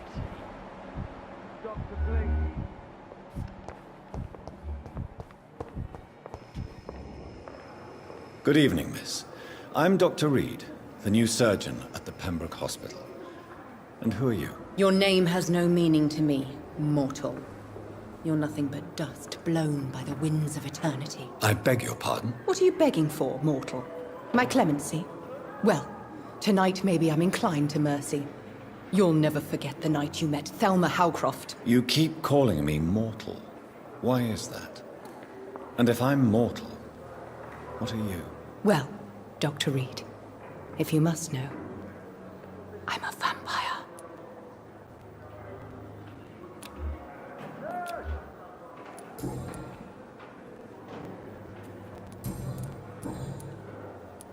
Who are you really, Miss Howcroft? I mean, apart from being a vampire. Is that not enough for you, puny mortal? What do you require? Proof of my powers? I'm curious to know who you were before becoming a vampire. It was such a long time ago, I don't remember. Centuries of unholy life can have strange effects on one's minds, you see? And why do you believe you're a vampire? I don't need to believe anything. It is what I am. It is what I feel within this hollow shell of flesh. Please, describe to me how you feel. What is it like to be a vampire? I can hear my body crumble from the inside as my flesh cracks and fades.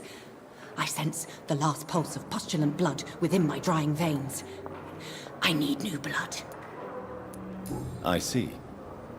Have you ever heard of Cotard syndrome, Miss Howcroft? Never. It's a mental illness discovered by a French neurologist named Jules Cotard. The affected patients are delusional. They believe that they are putrefying, that they are dead, a ghost or a ghoul, or in your case, a vampire. Delusional, you say? Oh, sad and immortal. You can't even begin to understand the concept of immortality. And you think it is I who am delusional. I'm assuming you must be a patient here. Am I right, Miss Howcroft? It's only a cover. To hide from my enemies. I can leave whenever I want. As a woman, a spirit, fog, or bat. Who are these enemies you mentioned? Can you describe them? I cannot say for sure. But I sense their eyes on me from nearby. I feel them watching me every time I visit the garden near the morgue. The staff here are not your enemy. They're here to help you, to care for you. I'm not speaking of the doctors in white. I'm speaking of the men and women who hunt me. For I am a vampire. I see. Don't worry. These people will not find you here. I'll personally make sure they leave you alone. Thank you, mortal. But do not interfere with them, for you are no match for those that hunt me.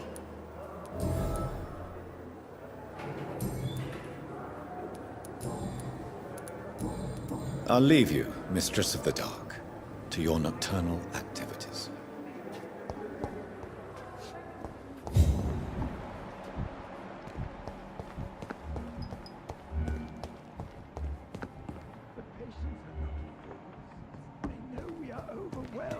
By this horrifying epidemic. Good evening, sir. So it is true. The famous Dr. Reed has joined us. I can't think of any better news during these terrible times. Do we know each other? Actually, yes. We met once before, at the Rockefeller University in New York. Dr. Tippett, yes, I remember. I was assisting Professor Carell in his research about coronary bypasses. He had nothing but praise for you. He was also very confident about your future. And look at you now. Eminent surgeon and blood transfusion specialist.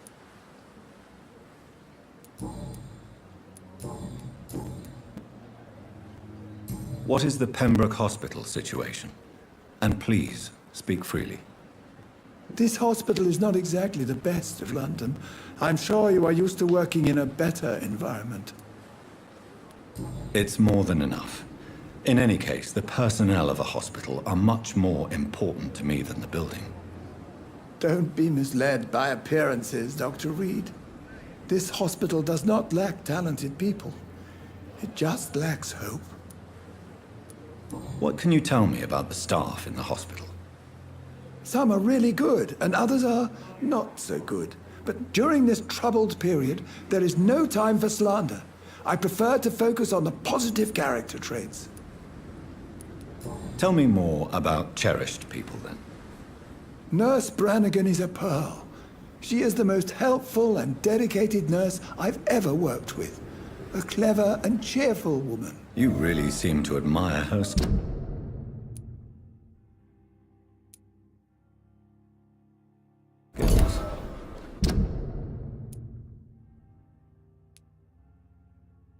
I'll go even further. If she was a man, she would be a damn fine practitioner. Any opinion about the management?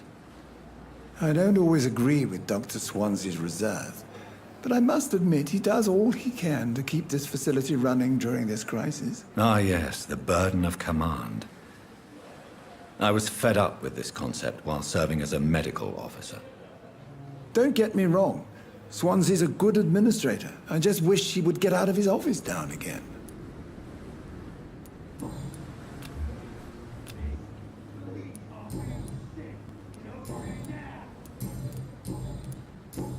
Goodbye, Dr. Tippett.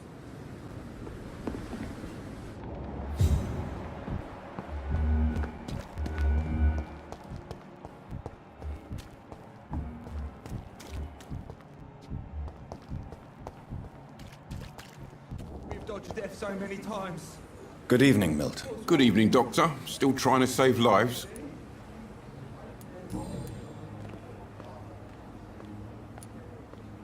How is the situation around here? You want to hear the situation is all right? It's fucking awful. We lack everything, and it's getting worse every day. Are you really smuggling weapons through the hospital? And why not? I've already been attacked by patients, you know. And by gang members willing to steal my money. But you're not defending yourself. You're selling guns to civilians. You keep people alive your own way, Doctor. I offer them another way to protect their health. So what do you do exactly in this hospital? Apart from smuggling guns, I mean. I've been an ambulance driver since... too long, I guess. I bring sick people here night and day. It's a dirty job, but I get it done. Most of the time. It sounds like things have been a bit rough recently. What's happened? Yesterday I got attacked by the patient I was bringing here. I escaped through the hospital's garden, but I lost my wallet when I was running. You left an infected patient outside the hospital?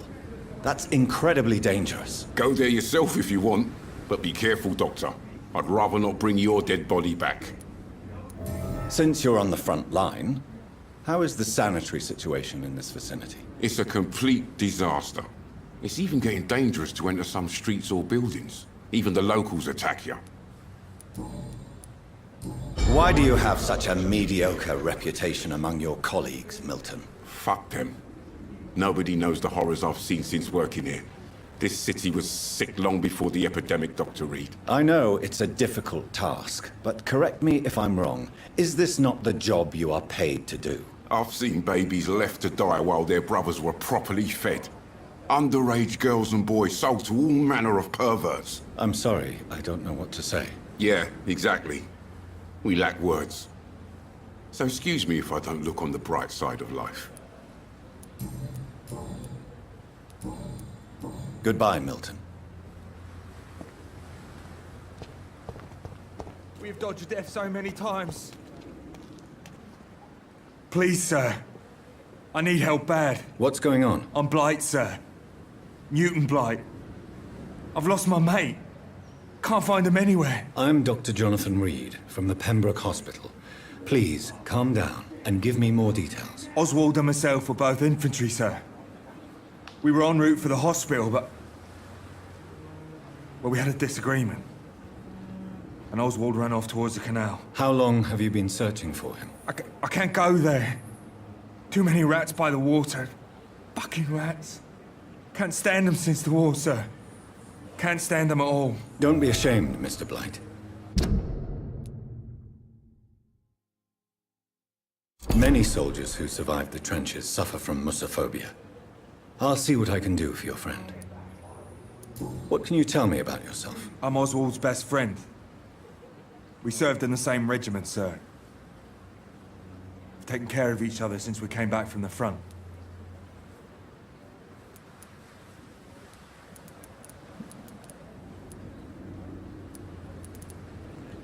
What can you tell me about your friend? His name is Oswald Thatcher. We survived the war together. Oswald is nervous and quite fragile since we came back from the war. This is a dangerous part of town. What are you doing here? We were looking for the Pembroke Hospital. We both need help. Treatment, I mean. To get some sleep. Just need to feel better, sir. Where was your friend the last time you saw him? He went down by the canal. He didn't want to go to the hospital. I think he went to the sewers on purpose. So I couldn't go after him. I have all the information I need for now. If I find anything out about your friend, I'll let you know as soon as I can. Thank you, Dr. Reed.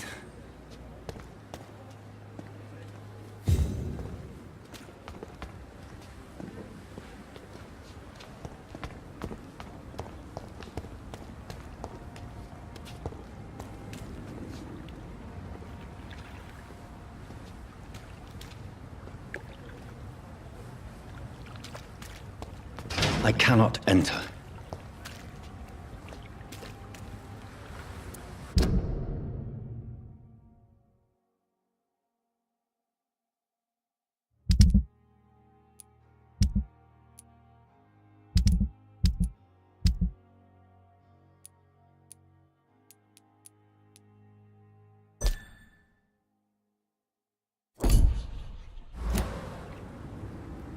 We've dodged death so many times.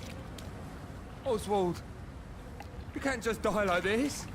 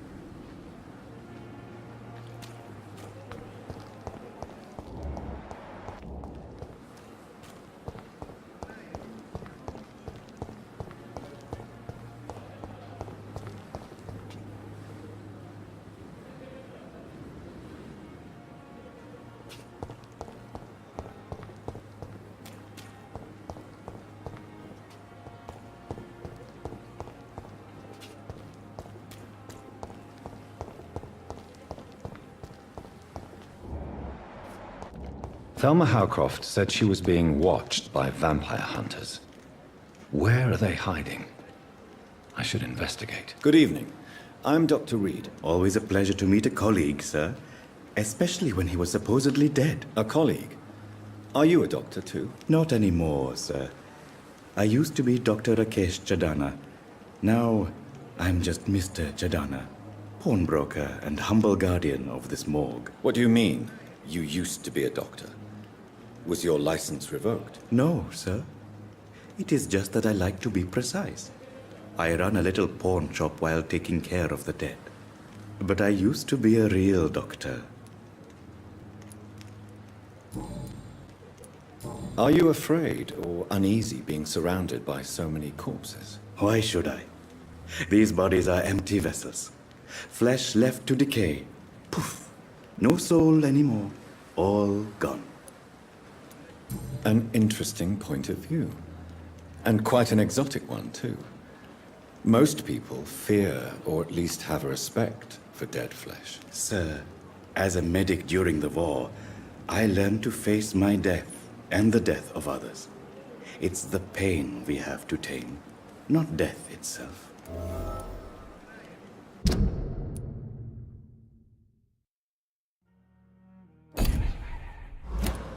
How did you get this job? After I left the army, I worked as an undertaker down by the docks. A dangerous place with many an unpleasant business there. Milton Hooks helped me get a job here. Have we met before? I don't think so, sir. Why? When we first talked, you said you were glad to meet me since I was reported dead. Funny story, sir. Your sister came here a few nights ago. You were missing. and she was looking for your body. She must be very relieved now. Do you work here alone? Yes, very easy work, sir. All I have to do is watch a few bodies.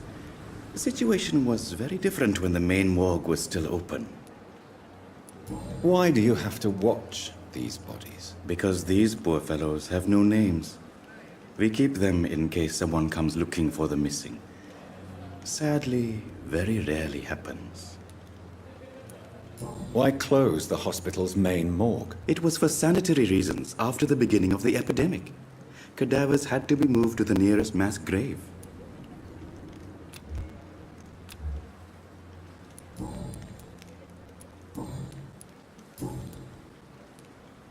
A pawnbroker? I expect you get all types of people here. Yes, sir. All kind of people. For I sell all kind of goods. Who comes here to trade with you? It's very unhygienic, even unsafe. Diseases can spread. For the customers, for the hospital. I'm very cautious, sir. I've been a doctor, remember? And all my clients are good people. In fact, I think I only know good people. What kind of goods? With the quarantine, it's not always easy to buy things. So I trade, I exchange. Some people sell, some others buy. I like to help. Since you're not afraid of dying, do you believe in life after death, Rakesh? No. I believe we must do all the good we can while alive. For our time is short, and the obstacles are endless. Do you think you would enjoy immortality as a concept? I don't think so. Don't mistake me. I love life, and I'd like to live a long life. But everything has to decay, sir. Even goodwill. Do you really believe goodwill cannot last? As I said, sir, everything decays. If I was to never die, goodness, I would be bored or worse. And I like to be helpful, sir.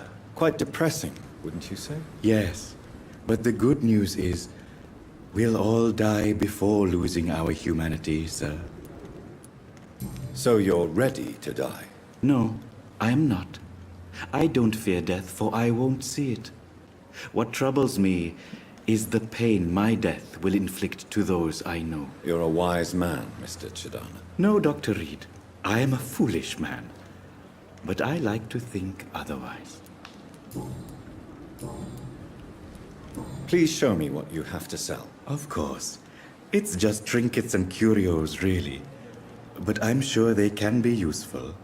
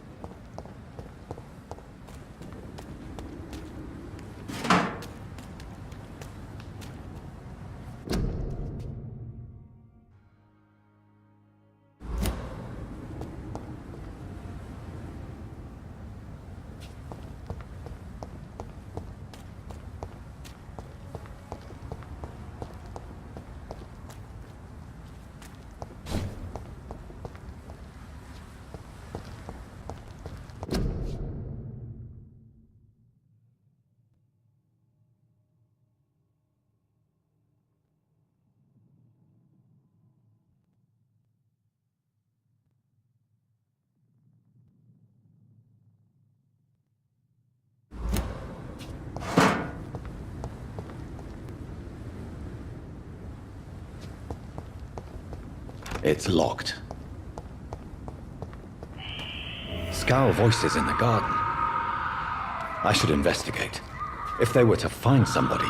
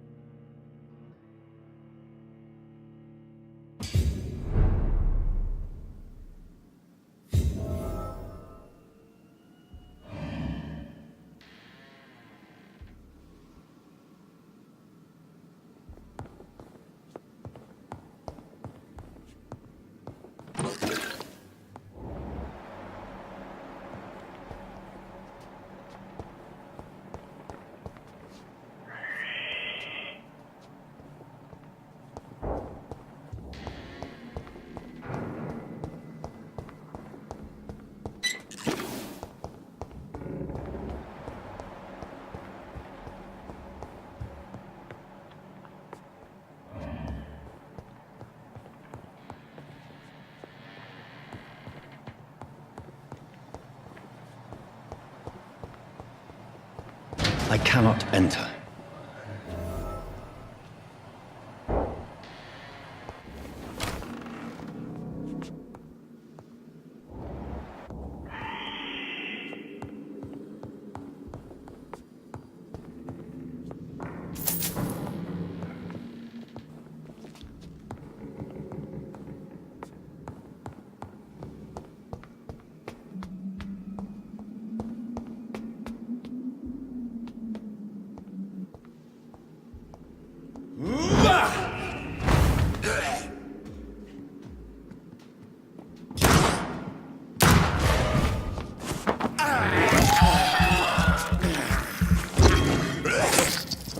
Behavior is similar to the infected William Bishop.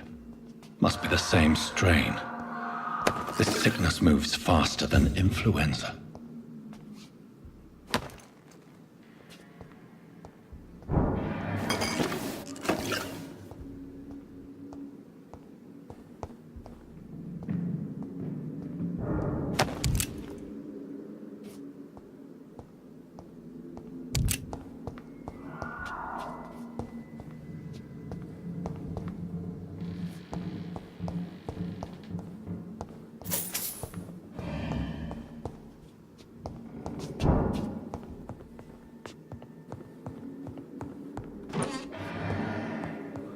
This key will surely grant me access to the basement.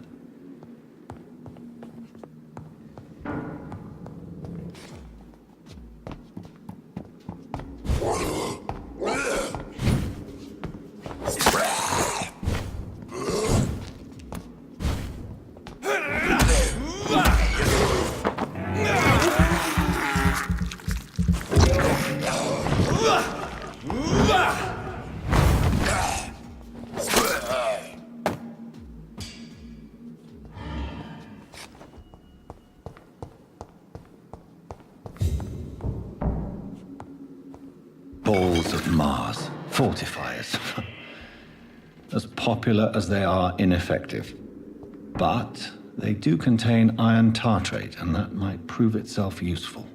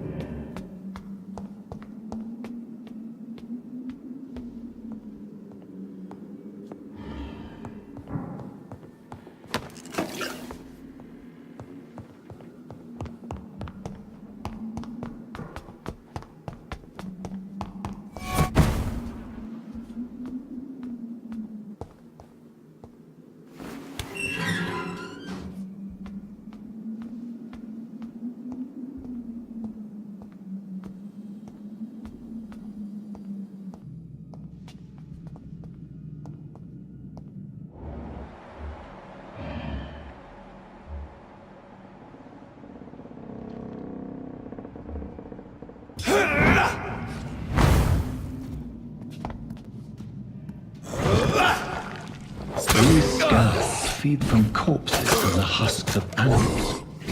They're not our blood.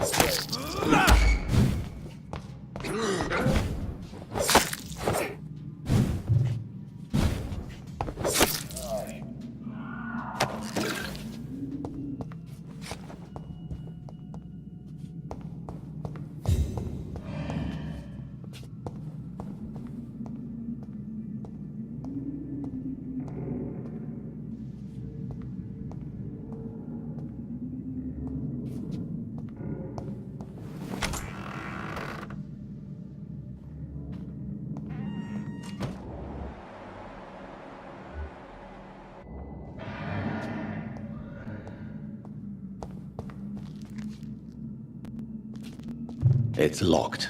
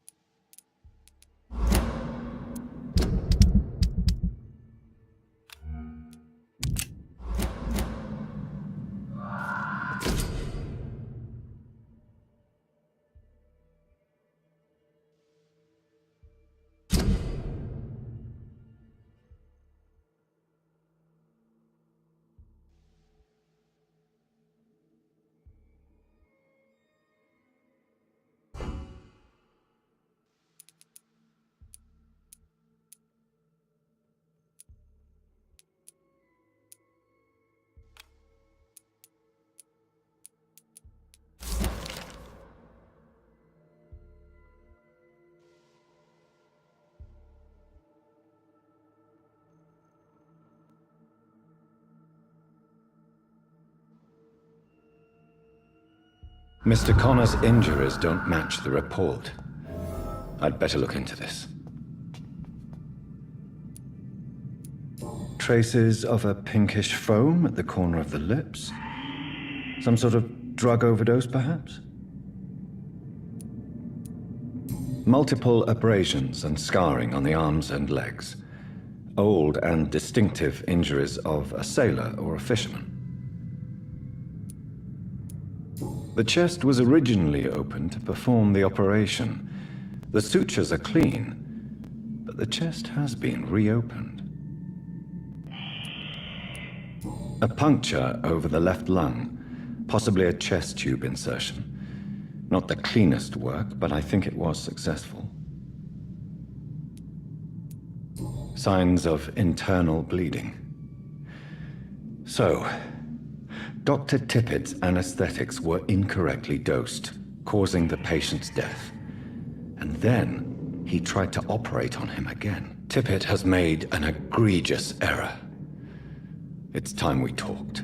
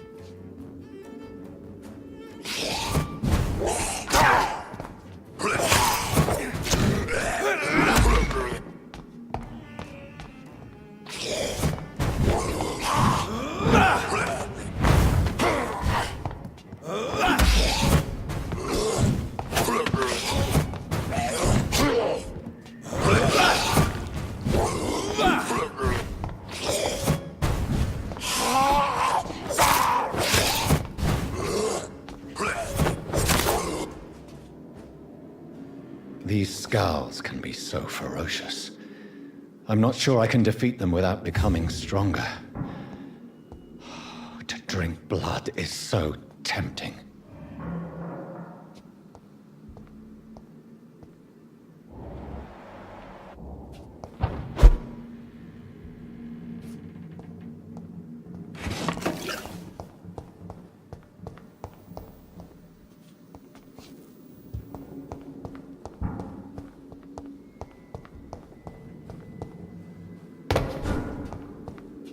Sodium hypochlorite. Dangerous to administer, but efficient in the proper dosage.